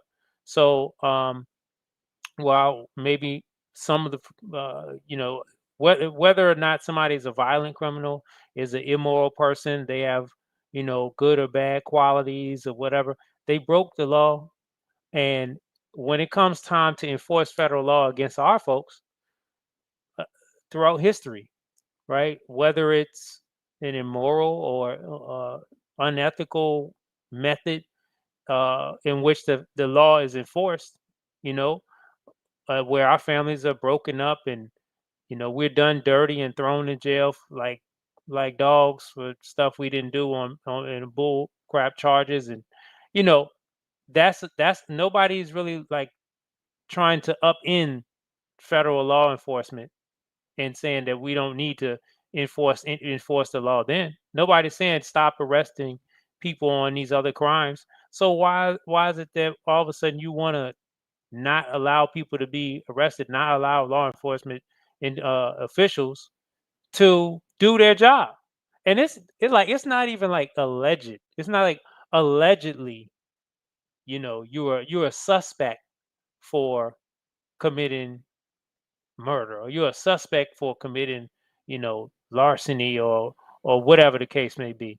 You're a suspect in trafficking narcotics or something. No, it's like we know that you're a legal alien. You know, you know what I mean? So if you like are not in support of enforcing the law on that, I don't understand how you're okay for enforcing the law in other areas. So look, don't let people fearmonger you. We got this heavy stuff that these brothers and drop tonight, and are continuing to show improve. So if you're somebody that needs to run this back, you need to get it transcribed and summarized with ChatGPT. Go ahead and do that, right? And understand and synthesize this information and be ready and have it as a tool to use at your disposal to fight it back against those propagandists. Go ahead, brother Naheem. Definitely. Excellent, man. This is Be the Power, family. For those of you whom are just tuning in, we got about 260 people watching live on X/Twitter. I can't see the YouTube channel right now, but go over to the Be the Power YouTube channel. Give us a like, give us a subscribe. Click that little bell icon next to the subscribe button so you will be notified. Become a part of the notification nation. Be notified every time Be the Power goes live and drops this, what we refer to as dynamic content. That's exactly what it is. Just to continue on with this lesson that we constructed today for Brother Conscious Lee in the form of this presentation. These are some of the states where one could find some of the proofs that we were speaking about insofar as our suffrage rights and before the ratification of the Constitution of the United States. We got to stress this to everybody that's listening. Dred Scott was not binding law. It was a legal overreach, declared a dicta, which means judicial opinion. It was not based upon anything constitutional. It's the mere opinions. You heard Chief Justice Tani talking about people's feelings in society. It's not talking about anything, like Ali stressed earlier, that was stated within the Constitution and any laws for that matter. Any laws for that matter. Outside of what the states did with their own laws, which were, an affront to the Constitution of these United States of America. And when you understand the true history of this country, this dichotomy that we have today between the Republicans and the Democrats existed since its foundation. It was called the the Federalists versus the Anti-Federalists. And we can see the sentiments of both of these groups situated in both political parties today. It's just what it is. Northern rejection. This Dred Scott ruling was rejected by many northern states. The courts did not recognize it. This is research that everybody, we're urging you to do on your own. Wisconsin actively defied related rulings. Look up the case Abelman versus Booth. And I meant to put some notes on that, Ali, because this was something that I came across in the research. I forgot all about it because I've been doing some running. I got a daughter graduating this Saturday, so I've been doing some running the past couple days. But Congress and the amendments, what abrogated that ruling? Right? What eventually overturned that Dred Scott decision? The Civil Rights Act of 1866, because it proved that all persons born all U.S. born persons are citizens regardless of their race. It proved that. The 13th Amendment, and we know what that did. It ended slavery. The 14th Amendment codified citizenship for all born or naturalized in the U.S. It did not grant us citizenship, and we know that the 15th Amendment protected our voting rights. So let's give a closing summary. Pre-existing reality that we had citizenship before 1868. This was a real thing, and we proved that, and it was practiced in multiple states. And we've given you several resources. John Bingham, the drafter of the 14th Amendment, Frederick Douglass in his speech, What the Black Man Wants, and more importantly, Justice Curtis and Justice McLean's dissent, proving that we were, in fact, citizens of this country since day one. A constitution. Just real quick, I just want to add, while you're on it, that Congress acknowledged the citizenship of Black men. That's right. Right, through an act of legislation in the late 1700s called the Seamen's Protection Act, I think. The Seamen's Protection Act. Inside of it, what that was Congress were issuing Seamen's protection certificates to people who were seamen and doing seamen's work on behalf of the United States. Many of those seamen were people who came from Africa here and were working here, as well as people who were born here of African descent, but were born here. And they were, through those seamen's protection certificates, their citizenship of the United States was being acknowledged as early as 1790. Okay. And so this is all through congressional act. You can look up, if you want, you can Google images of seamen's protection certificates that were issued to Black men. Just Google that, seamen's protection certificates that were issued to Black men in the United States. And those certificates on them, authorized by Congress, acknowledge their citizenship as citizens of the United States of America. And this is actual fact. As early as the 1790s. Okay. Yes, indeed. So we're going to close this out, and then we can, there's a question in the chat that I'm going to get to. Constitutional truth, the 14th Amendment codified long-standing historical facts. Didn't grant us citizenship. It's if they reverse birthright citizenship for illegal aliens who shouldn't have never been granted such, that has absolutely no bearing on our status as citizens in this country. Not us as American freedmen.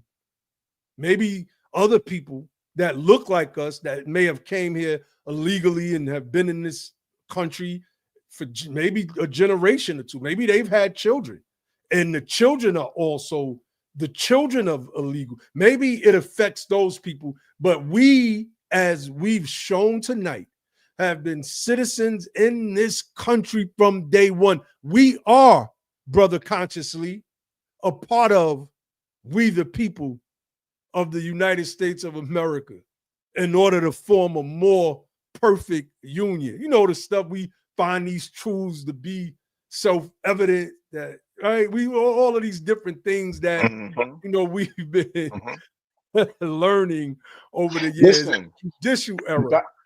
Dr. King made reference to that very part of the Constitution that you just said. That's right. That's who And I that was. was the Constitutional Declaration of Independence. I was You trying know, to MLK vibe. yeah, but the point is that he did it for a reason. It wasn't just some arbitrary reference. He did it for a reason. He stressed that all men were created free and equal. Read the Declaration of Independence. It's a powerful document. It's a powerful document when you take into consideration where it says that governments were instituted to protect these unalienable God-given rights to life and liberty, the pursuit of happiness. Originally, it said life, liberty, and property. A lot of people don't know that. That's right. Life, liberty, and then the pursuit of happiness. But those particular foundational principles are what governments were instituted to protect.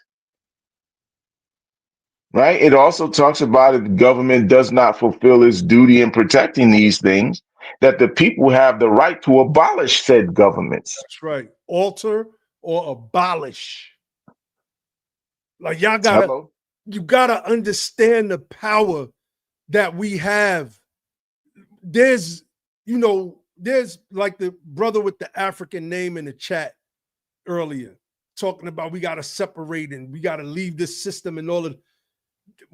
If you're looking at our race is a fictitious construct, but if you're looking at us through the racial lens, right, quote unquote black people and quote unquote white people, we're the only people that have been citizens of this country without a break.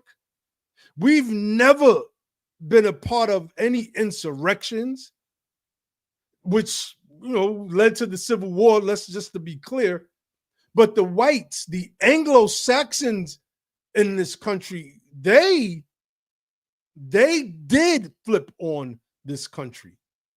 They did commit acts of sedition. They broke the social compact signed with the Articles, I believe, of Association or Confederation. Correct me if I'm wrong on that one, Ali, that said this shall be a perpetual union. Come on. Articles of Association. That's the union is founded with the Articles of Association in 1774. That's right. Y'all have to understand this power is now in our hands. The 10th Amendment belongs to us now. The levers of power is in our reach. Brother Conscious Lee, when I challenged you on X, I seen so many people that was going at you. They was like, you were talking about men could have babies. I didn't see those comments for myself, but if you are an American freedman, meaning if your ancestors descend from the slave labor camps in this country, and you challenge this presentation and you can't refute it, which you will not be able to do, you need to drop that nonsense that you're on and come stand on the side of the truth. We can use young brothers like yourself. You come on this side of things, we'll get you right. And now the man has become like one of us, is what their scriptures say. So I'm just saying, it's a handful of us over here, but the fact of the matter is we are a very, very powerful handful. And when hundreds and then thousands know what we know, like this information that we're presenting here tonight, know for a fact the tides will turn. We shall take control over our political destiny. So I'm going to end with this call to action. This is a call to action because the founding principles of our nation recognize, quote unquote, Black citizenship from its inception. This isn't mere opinion. This is documented fact, as we have shown. To this day, Justice Curtis said, John Bingham said, to this day, they hold and enjoy that right, meaning the right of suffrage. We call it voting rights today in several of the states of the Republic. You cannot, as federal legislatures, prevent the exercise of this right by the colored citizens. You cannot help it. Meaning, ain't nothing you can do about it. You could talk all of this nonsense you want to talk, but the fact of the matter is they are, meaning we are citizens, and we stand on their shoulders, and we have to demonstrate that way. And so this is the call to action. We got to acknowledge the history that early, quote unquote, African Americans helped ratify our Constitution. Their votes counted. We have to examine records, study these state archives from North Carolina, Maryland, Delaware, and the New England states. Honor traditions. Recognize that states like Massachusetts that maintain, quote, the rights, even political rights, are inseparable from manhood and citizenship. Brother Consciously, we got to get you back on that type of timing. That rights, even political rights, are inseparable from manhood and citizenship, because what you're talking, brother, you're speaking from an area of debilitation. You're not speaking as a full citizen. And if you're not speaking as a full citizen, then you're not going to go out into the civic field and demonstrate fully as a full citizen. You're not going to use your full power granted to you by this whole Constitution, but particularly that 10th Amendment. Citizenship rights never depended on our, or lack thereof, complexion or the accident of our birth. And so we got to reframe education. We have to include these historical truths in curriculums and textbooks. We have to start doing legal training. I just finished the white paper. We just finished the white paper at United Sons and Daughters of Freedmen. We're waiting for this particular site to approve it so that it can be published on their website. And then we're going to share that out all over the place. So that legal training where we'll incorporate these points that we brought up tonight in teaching and in legal education will become prevalent. We are starting a new school of thinking constitutionally. Public discourse. We have to share these facts to correct historical narratives. We're going to be doing that simultaneously in Charlotte, North Carolina, this upcoming Monday for Juneteenth, and in the state of Massachusetts and the city of Boston. In primary research, we have to continue exploring these state records and congressional debates so that we can understand. And I want to leave you with the quote from this brother, Conscious Lee, because, I went to his website and I said, that's interesting. That's how I'll close this presentation out. You cannot change what you don't know needs to be changed. Consciously, the onus is now upon you. The onus is now upon you to take this information that's presented here tonight and change your way of thinking, because your way of thinking is incorrect. It's wrong. It's wrong. So, Josh, what you got for us, brother, man? Well, I wanted to go to that question that was asked earlier in the chat. Okay, I got you. Yeah.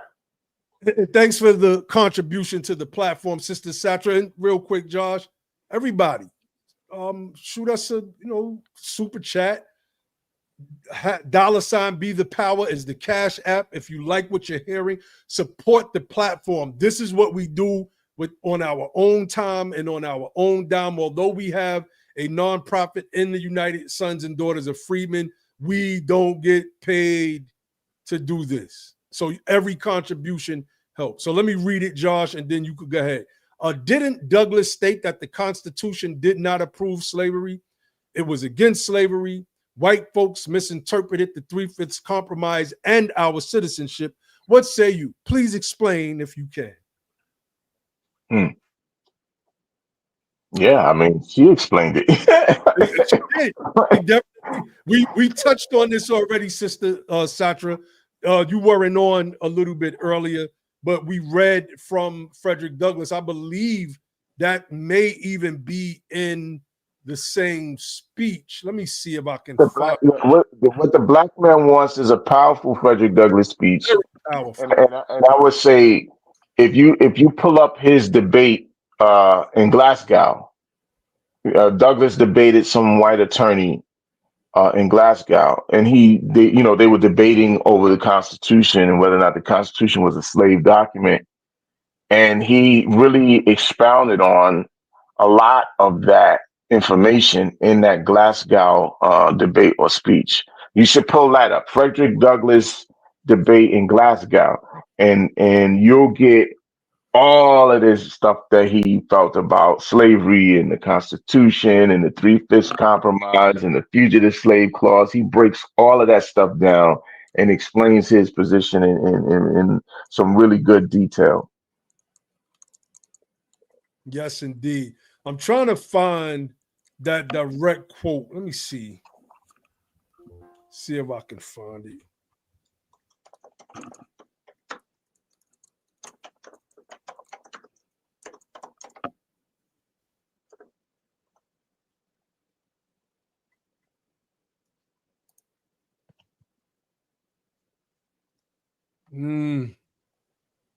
I can't find it, but in that piece, he's speaking to your question, Sister Satra, right? He's definitely speaking to that question. So, and he says that he can find nowhere in the Constitution that our people weren't citizens, and that it somehow approved slavery.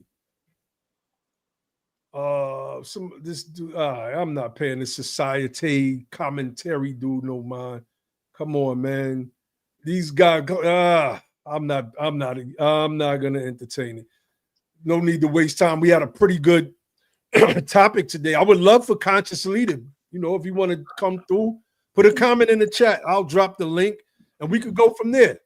I wanted to touch on one part of that question. That was the 3/5 compromise part. Because and we talked about this several times before, but the 3/5 compromise, a lot of times, you still hear our folks and other people say, "Oh, that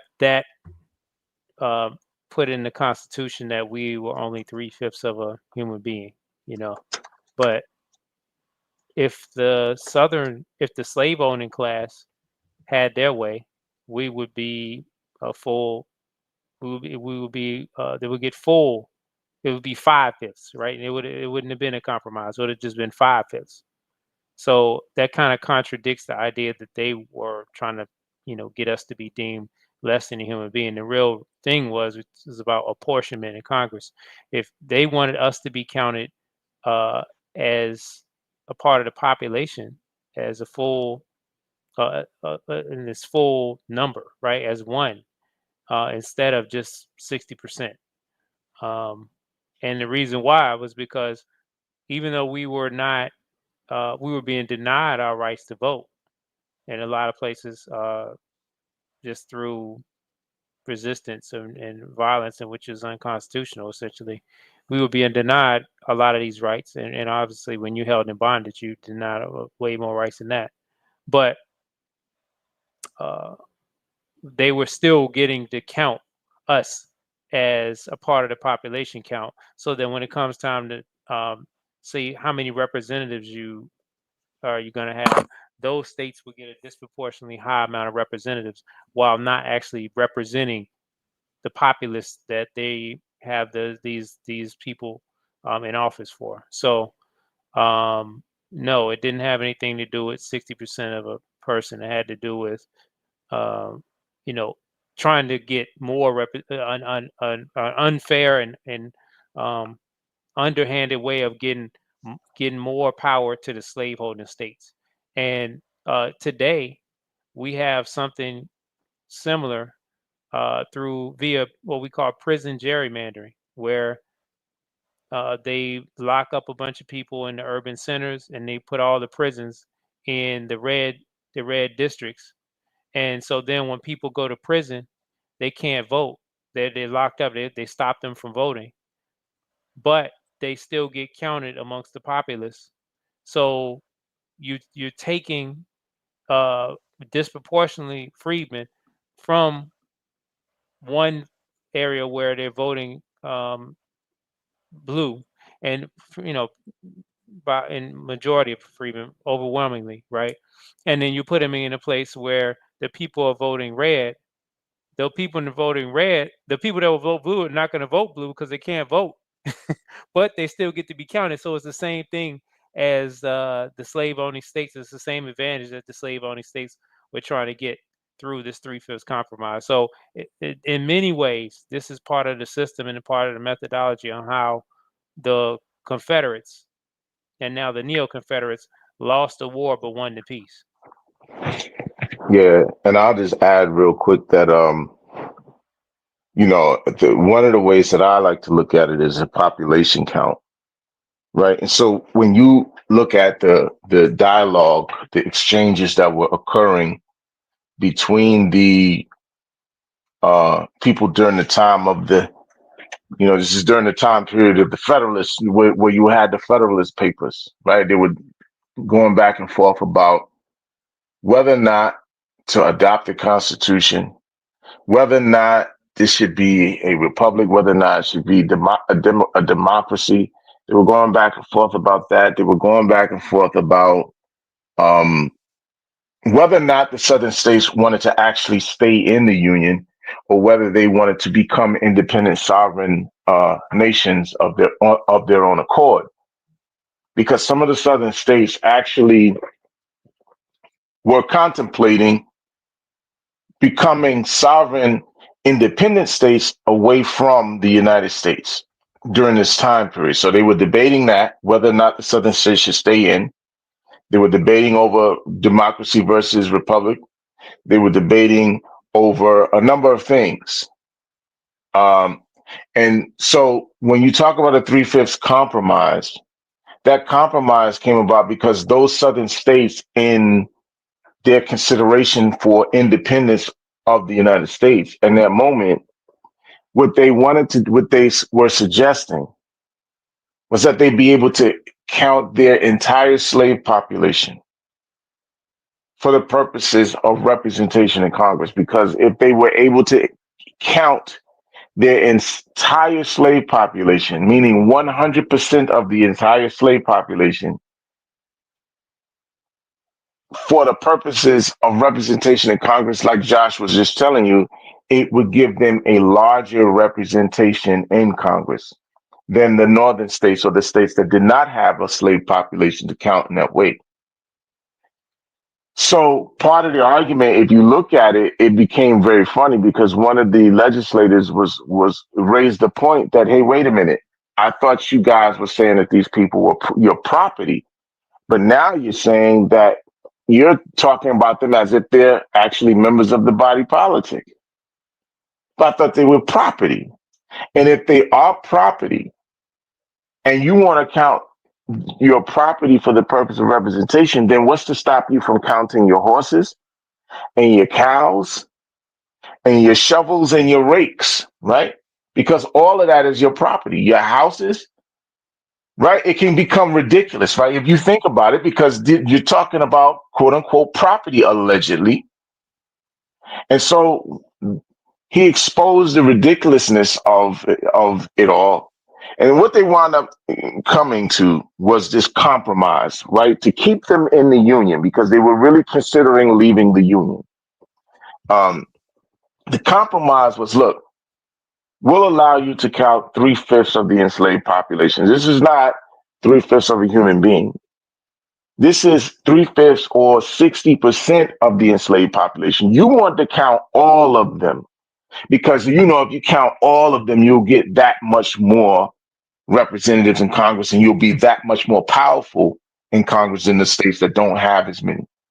So the compromise was, we'll allow you to count 60% of these people, not the entire population, but 60% of them. And they agreed, they stayed in the Union, and the rest is history. But that's what it's about, right? But it's been taken out of context where somebody said that they were 3/5 of a human being. That's not what that was about. It wasn't about their humanity in that sense. It was about the southern states trying to create a slave power by using those numbers to be able to get more representatives in Congress. Because it was a lot. And, you know, people don't realize that at one point the black population of South Carolina actually outnumbered the white. So they wanted to use these numbers and they debated about that. And they wound up coming to this compromise because these people, like I said, they really did contemplate leaving the Union. They wanted to create their own countries. They was like, I don't know. We think maybe we should just leave. South Carolina can become its own country. Georgia can become its own country, separate and independence. And you guys can keep the United States up north or whatever. We'll do our own thing. But they came to this compromise. It wasn't the only compromise, but that was one. So the point of the matter is that it's not about counting people as 3/5 of a human being. It's about population count. That's right. That's right. So, I mean, we did what we do here on Be the Power, man. What we call shutdown scholarship, Josh. And I'm hoping that the brother Conscious Lee really watched this live stream, and I hope he took notes. And it's not just Conscious Lee. I'm hoping that everybody that did not know this information prior took notes. Go ahead, bro. That's what I'm thinking. It's like, it's bigger than that. It's bigger than him. He's a young cat, so he's still learning. We're all still learning, but we got his ideas. But to me, it's about people in general coming into a different type of consciousness or awareness of certain type of information, and that's really it. That's it. I mean, that's it in a nutshell.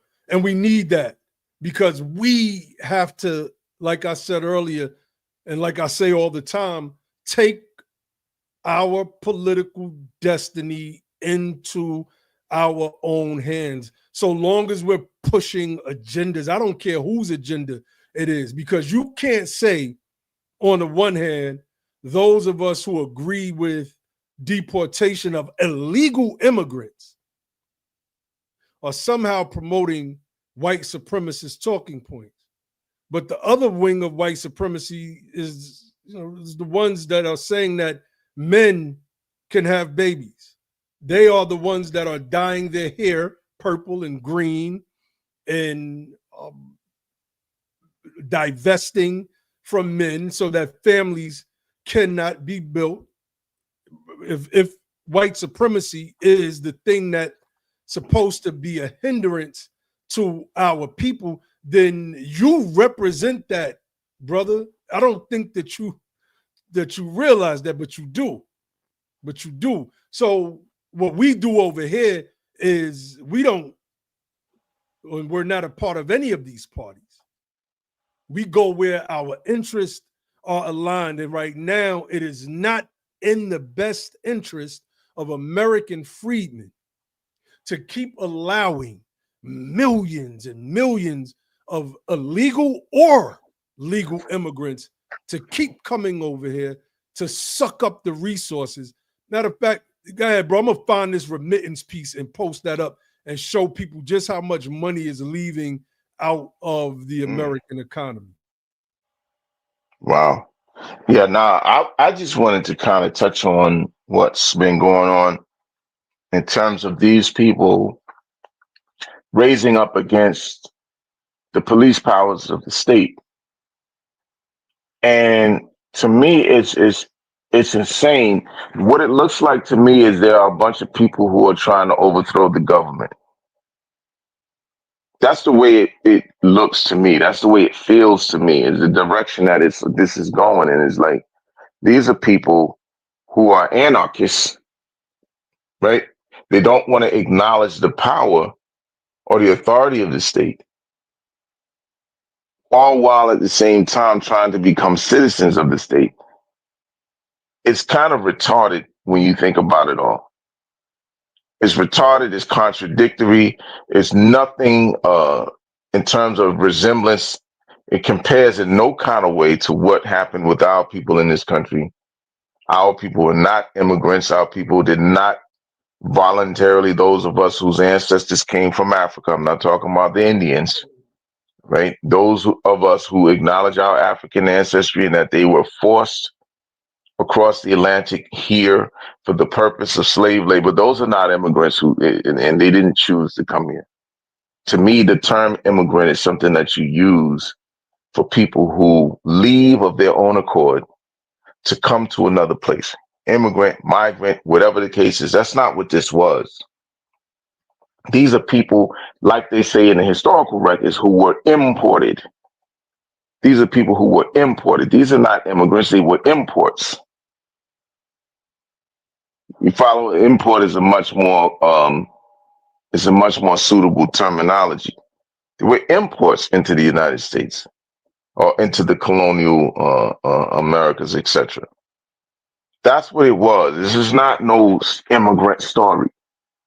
It's not no immigrant story like these people who ran from some from their countries of origin allegedly because they were dealing with some kind of problem there. I don't believe that all of these people are dealing with problems in their country. I just believe that they've come to realize that America had an open door policy and America had resources and America had a way for them to access a level of upward mobility that they could not in their own countries. Look at the screen, Ali.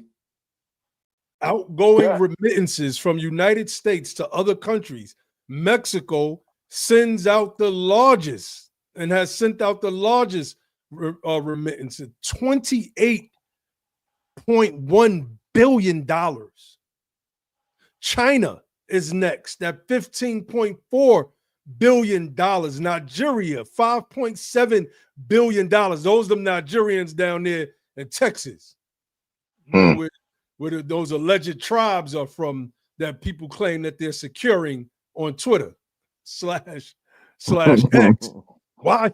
Where's the $5.7 billion that are circulating in those Houston and those Texas freedmen, quote unquote, Black American neighborhoods? Because they are taking money out of this economy and sending it to their home country. Guatemala, 6.8 billion. I mean, even the European countries is in on it. Germany, 2.8 billion. France, 2.3 billion. Look at the Philippines, 10.5 billion. The Vietnamese, 6.7 billion. I mean, the Spanish nations are eating. All of these people have come here and they have lived high off the hog. They have had the red carpet rolled out for them consciously. They have whole strip malls. They have taken over historically freedmen, quote unquote, Black neighborhoods. And now you have Hector's Auto Repair and Maria's Diner. And what happened to our stuff? And what I've come to realize is a lot of these people who establish these types of brick and mortars are actually illegal aliens. That's right. Or inherited businesses from illegal alien parents or grandparents. And this is a fact. This is a fact because it's been incentivized by those in government for them to not have to become a citizen, for them to not have to learn English, for them to be able to come and open up businesses because there's resources for them to do so. Resources that should rightly be going to the freedmen population. The freedmen population have had problems historically opening and then maintaining brick and mortar businesses due to a lack of resources. Meanwhile, those things are being diverted to people who are not citizens, who will run around like they're doing in California, waving flags of foreign nations, while at the same time setting the American flag on fire and claiming that they want to be citizens or they want to be recognized as people in America who have the rights of American citizenship. It's completely insane. Completely insane. I mean, this chart alone, migrants working in the United States sent a staggering $138 billion back to their families last year. The continent of Asia received 39.8% of the total remittances. The Americas, the Hispanic nations, 42%. Europe, 11%. Africa, 6.6%. Don't tell me about go back to Ghana, the return home, the door of no return, and all of that, because I can't send no money back over here. It ain't the same. It's just not the same. This is our land. This is our country. This country was literally built off the backs of my ancestors. We are not going anywhere, and we're here to claim it now. You are witnessing a political renaissance that's happening right here. And on this side of it, be the power and the United Sons and Daughters of Freedmen, we have taken the reins, and we are going to march forward as leaders of this new political renaissance. Make no mistake, have no doubts about it. And for those of you that are ready to do that type of work, like the type of work that we're doing in the state of Massachusetts, where if you watched the last live stream, you've seen us break down that bill, HD 3879, is going to get a new bill number soon, establishing an Office of Freedmen Affairs. You know that we're working. You judge a tree by the fruit that it bears. Judge a tree by the fruit that it bears. And for those of you that are ready to plant seeds and grow your trees, we have those seeds for you to plant and help you get that fertile soil, that soil fertile in your locale. So y'all make sure y'all visit our website, usadof.org. Visit our other website, bethepower.org. Support us, man. Support what we're doing. We just gave a collegiate level education tonight. Send this to a constitutionalist. Ask them under an intelligent tone, are these brothers right? And we will guarantee you that once they research it for themselves, if they do not know, they will render you a favorable reply. They will say, yes, this is 100% right and exact. Even their interpretations are on point. And that's not, no bragging or anything like that. I'm just saying, man, like, we grew up, many of us, on the streets of this country, in its housing projects, in its ghettos. We are autodidactic, self-taught individuals, and we have surpassed many. And when I'm talking about many, I'm talking about constitutionalists. What did they tell you, Ali, when you co-wrote that article with Dr. Darity? See, my people are powerful. He co-wrote an article with Dr. Darity. The people that reviewed said article, they tried to say, you got to give us more. Meaning, as Ali always says, I need you to find more white people to agree with what you're saying. We can't refute it, but we just need more whites, because that's what we view as a thought. Like, we are on different time right now, family. It's just as simple as that.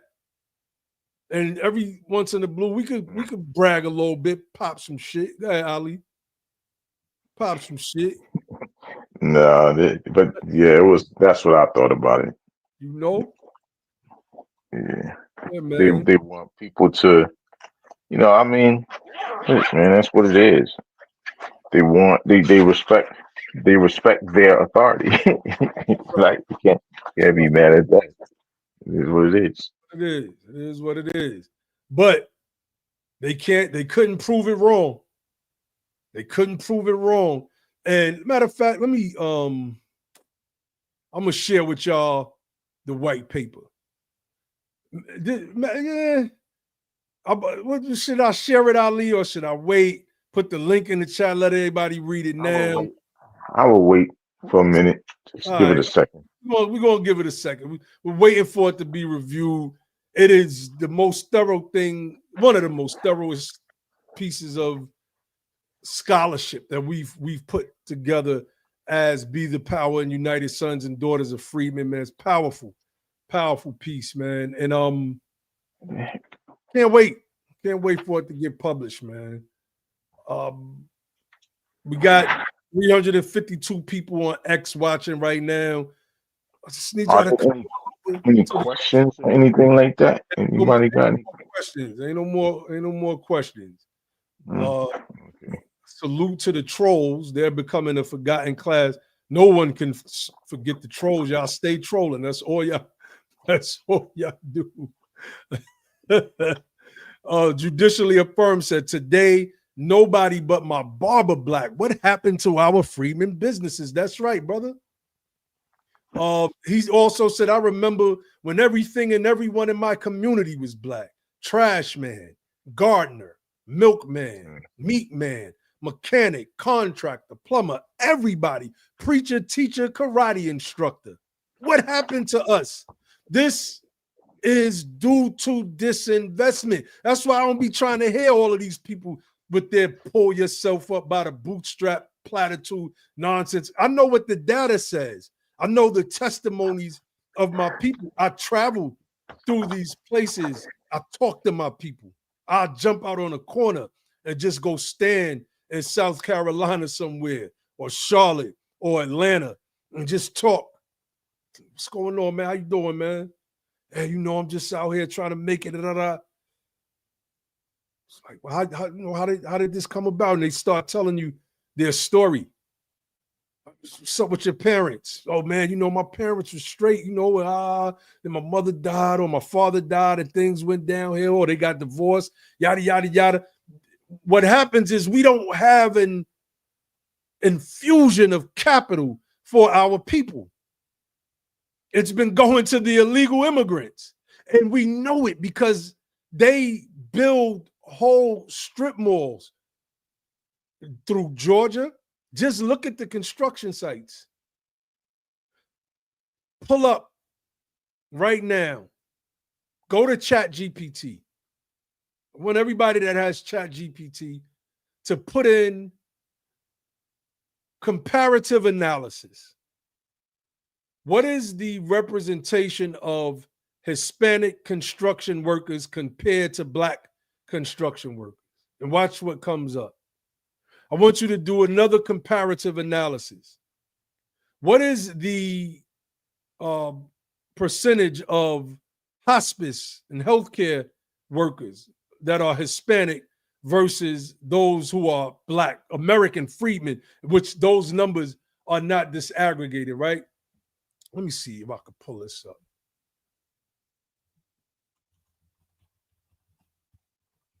Let me see if I can pull this up. Let's go to some images here. All right, so let's do this. Let's do this. See, now they're getting nurses from Africa, right? Your nurse and doctor might be from Ghana, Nigeria, or the Philippines, especially the nurses. Especially the nurses. But there was a time, you see, this is the Freedmen nursing school right here. Nursing schools. We had whole programs. Literally. That was the name of the schools. These were Freedmen nursing schools. Look at our beautiful sisters. Look at them. Look at this one. Graduating class, 1932, Freedmen Hospital School of Nurses in Washington, D.C. I mean, like, what happened to that? Consciously, I hope you're listening. You got a Freedmen education today. We on a different time over here, bro. We on a completely different time over here. We're not the people that you randomly pick out of your audience to have a debate with because you know the stuff that you memorized better than them knowing the actual history. Now, we are a different breed over here. And that goes for most of us in this Freedmen conscious movement. It's a fact. It's just a fact. But, you know, I wanted to point this out, man. Look at this. Look at our beautiful nurses. What happened to this? This is the product of disinvestment here, y'all. Where are our nursing schools today? Oh, these things will be resurrected. They're being worked on as we speak. This is why you gotta cut the spigot of resources off, going into illegal immigrants and other communities. They don't care about us. They're in Los Angeles right now waving the flag of another country. Okay, what about this? Let's do this. I hope Consciously is still watching. Let's get into this real quick. In California, let me reduce this down some. Oh, that's good enough. In California's largest race bias cases, Latino workers are accused of abusing Black colleagues. Y'all want me to stand with the people out there that are abusing my people? No, we refuse. And we call anybody fools who do. Let's read from this article. Nearly every day, the one-time Ontario warehouse employee said, and that's the name of the warehouse. We're not talking about Canada. We're talking about California. He was stunned to hear racist slurs from Latin coworkers. Quote, they said it in English. They said it in Spanish all the time, recalled Leon Simmons. Somebody mic is open. A Black father of 4 with a deep voice and gentle manner. Quote, when they look you right in the eye and call you the N-word to your face, that's dehumanizing. They're not talking about white folks doing this to black folks. They're talking about the Mexicans who are out in the streets of California right now waving not the flag of America, but the flag of Mexico. And I'm supposed to be in solidarity with these people while my communities are suffering. Y'all are weird. Y'all are weird, and we got to call y'all out. 32 miles away at a Moreno Valley warehouse, interesting name, right? It was the same story. Another black laborer, Benjamin Watkins, described how a Latina coworker called to him, quote, "Hey, monkey, yeah, you," and waved a banana in her hand. A group of women burst out laughing. Whoa. In America's long history, harassment and discrimination against black workers has usually involved white perpetrators. And that remains the case today. But with the rapid growth of the Latino population, now at 19% in the US and 39% in California, we only represent 6%. We are severely outnumbered in Cali. That's why I'm going to always say, come back to the South. We need a massive migration from out of that state back to our Southern roots. Come back over here. I know there's fights going on, and we're not ever urging anybody to abandon those fights. But our family roots are in the South, not in New York, not in Michigan, not in California. It's in South Carolina. It's in Georgia and Louisiana and in Alabama and in Mississippi. That's where our roots are. It says, and instances of anti-black bias and colorism among them, meaning these Hispanics, is drawing new scrutiny, even as activists in the two communities forge alliances over criminal justice and economic development. I was in Los Angeles. What was that, about a year and a half ago? I was in the Leimert Park area. I was driven around the neighborhood. It's just Hispanics thriving out there. They're the ones that are thriving out there. It is these people who are moving up the ladder. Let's like y'all already know how we do this over here. We're gonna back up what we teach. Let's see. Can I say one thing real quick? Of course. You know, while you're doing that, I'm gonna pull this graph up. I hate to make blanket statements blanket statements about any large group of people, right? Because then you paint everybody with the same broad brush. So I hope everybody's not mistaking us for doing that. But what we're trying to highlight is when we are trying to get traction on issues for our plight, for example, bills passed in the state legislature, and those bills don't get voted on or get vetoed by the governor. And when we see, like in the city of Los Angeles, city officials get caught essentially conspiring against the black citizens, talking about, what did the chick say? F them, they're with the blacks. That's right. That's right. These type of things show that it's not an isolated case. So we're not painting with a broad brush. We got to highlight that it's not just one or two people. This is a widespread thing where anti-freedmen hate persists amongst other people of other racial, quote unquote, racial groups, ethnicities.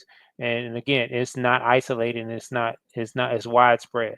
So we have to speak honestly about that. And I don't want us to mistake people I don't want us to conflate race with immigration or citizenship status, right? Because those are two different things. But we know that disproportionately the people in California are from, Hispanic countries. So, and their politicians fight for those issues disproportionately. So we gotta be honest about that. Go ahead, brother. Oh, definitely. I just wanted to show, excuse me, some of the data, flying up the ladder. Bloomberg put this out a few years ago. Hispanic incomes grew faster than those of any other group in recent years. Let me tell y'all, there was a study done, and CNN was one of the first people to republish this study. But the study wasn't done by CNN, just to be clear. And it showed that if white wealth stopped right now, it would take us, American freedmen, 228 years to catch up to white wealth. 228 years. This is how wide the wealth chasm is between these two population groups. They ran the same numbers for Hispanics. It would only take Hispanics 84 years if white wealth just stopped growing today. How can that be possible? You got to think about it in this from this perspective as well. These people are coming over here with nothing. Those who have been in control of the government, especially 12 out of the past 16 years, meaning the Democrat, have rolled out the red carpet. I've spoken to people from the West Indies, from the islands, from the Caribbean, who flat out told me that the government looked out for them and their families and made sure that they got on their feet.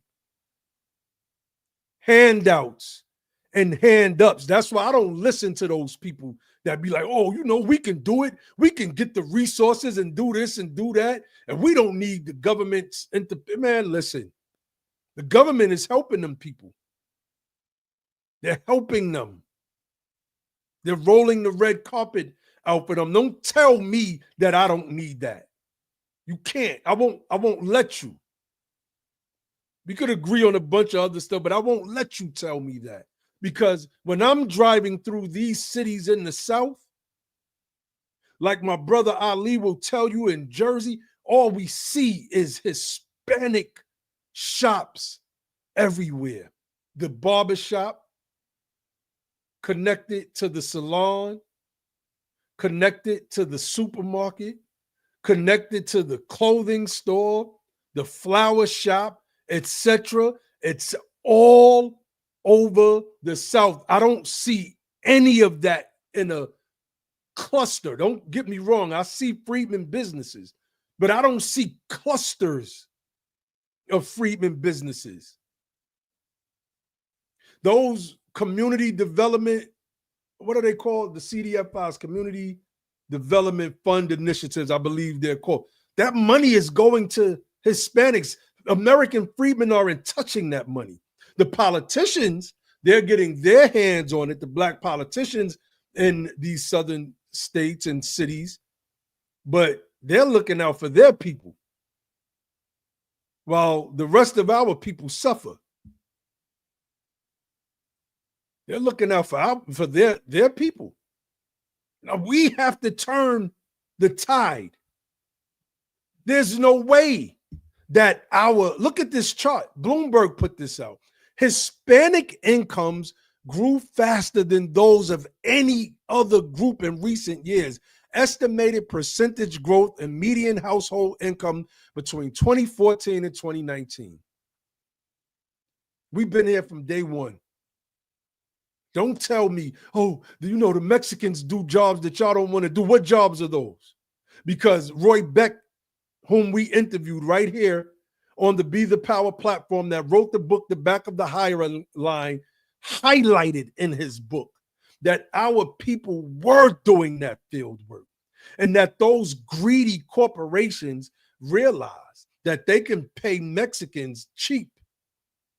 And so they paid them cheap and they got rid of our people. He records in his book how our people cried because they lost those jobs. It's their only means of work. See, you can't get none of this stuff off with us anymore. There are no comedians talking about, come on, y'all. Y'all know, y'all ain't trying to do that work that the Mexicans is doing. Man, all of that stuff is dead. Yeah, Since we when ain't have trying to do people it for them been- prices. We're not doing That's it for right. because guess what? We can't go That's, and live in Mexico. We can't. that's right. We're not okay with crowding up in a house with a bunch of people and just because they're black and just because and then so we can send most of our money back to another country. We don't have another country to send our money to. So and if it wasn't for that immigration, you got to understand that unions would have more power, and the split between the corporate ownership and the working class people would be much more in favor of the working class. It wouldn't be to where you have one owner, the people owner company get all the money and all the ownership and all the wealth, and then we get really really low wages. It wouldn't be that way. Just go, and that's not just with the freedmen. That's what's a lot of white folks pissed off about behind that too. Just look at the meat packing industry and a lot of other industries. That's right. That's right. So, family, look, man, we came on here. We did what we do. I'm hoping that consciously watch this video. I really do. I know the brother is like a uber liberal. Go back and watch this video from the beginning. I had some technical difficulties in the beginning, but eventually we got into the flow and we broke some things down in this thing. And one of the brothers said we need to start making shorts. We talk about that all the time. And I'm going to put that on my brain to start making shorts. I'm going to try to make some shorts out of this video maybe tomorrow. I got a lot of running to do. But we got like 400 people watching on X, on Twitter. Come on over to the YouTube channel. Subscribe to the channel. Subscribe to the channel. Hit that little bell icon next to the subscribe button. Support the platform. Support the platform. $, be the power. Put that up there. Support the platform. $, be the power. We still got bills to pay on this piece. StreamYard costs every month. So, and we pay for it out of pocket. We pay for all of our stuff pretty much out of pocket. We just, like I said earlier, gave a collegiate level education, give this to your constitutionalists and ask them, are they right? Tell them to research it. And I'll bet anybody they come back and say, wow, either I did not know this and they are right, or they're just going to say, yeah, they're right. They're right. Go to those who know law. Go to those who know law and ask under an intelligent tone, and you'll receive a favorable reply. Know that what we're bringing from Be the Power and United Sons and Daughters of Freedmen is, as we used to say in 5% lingo, 100% all wise, right, and exact. Peace to the gods. Peace to the God. But yeah, man. So Brother Ali, you got any closing messages you want to share before we get up off air? We almost 3 hours in.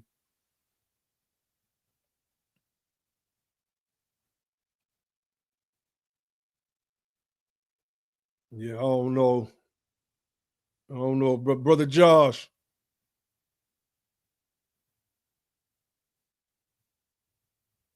Can y'all hear me? That's all, folks. Oh, that's it.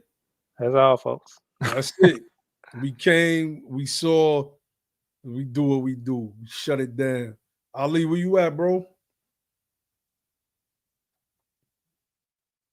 Yeah, Ali must be occupied at the moment. Well, y'all know my brother. Oh, it's a musician. I just had it muted. Yeah, you got any closing statements? Nah, man. I think we covered pretty much everything. I said what I thought about it all. It was a good show, man. I mean, great presentation. Yeah, honest, man. Honest to my brothers, honest to my family, honest to the Be the Power team, United Sons and Daughters of Freedmen. Shout out to the BTP mods. Shout out to all who support this platform. We're going to keep doing this because this is just what we do. So y'all make sure, man, y'all go to our website, usadof.org. Join our email list. Go to our website, bethepower.org. Join our email list. Join our email list. This thing is not going to stop. We are witnessing a political renaissance, man. It's just as simple as that. It's a political renaissance happening right now. And United Sons and Daughters of Freedmen and Be the Power are helping to lead the way. We're helping to lead the way. So I'll leave you all with the motto of our platform, which is, don't just fight the power, become the power. And then and only then will you have the power to make a change. And with that, I say peace.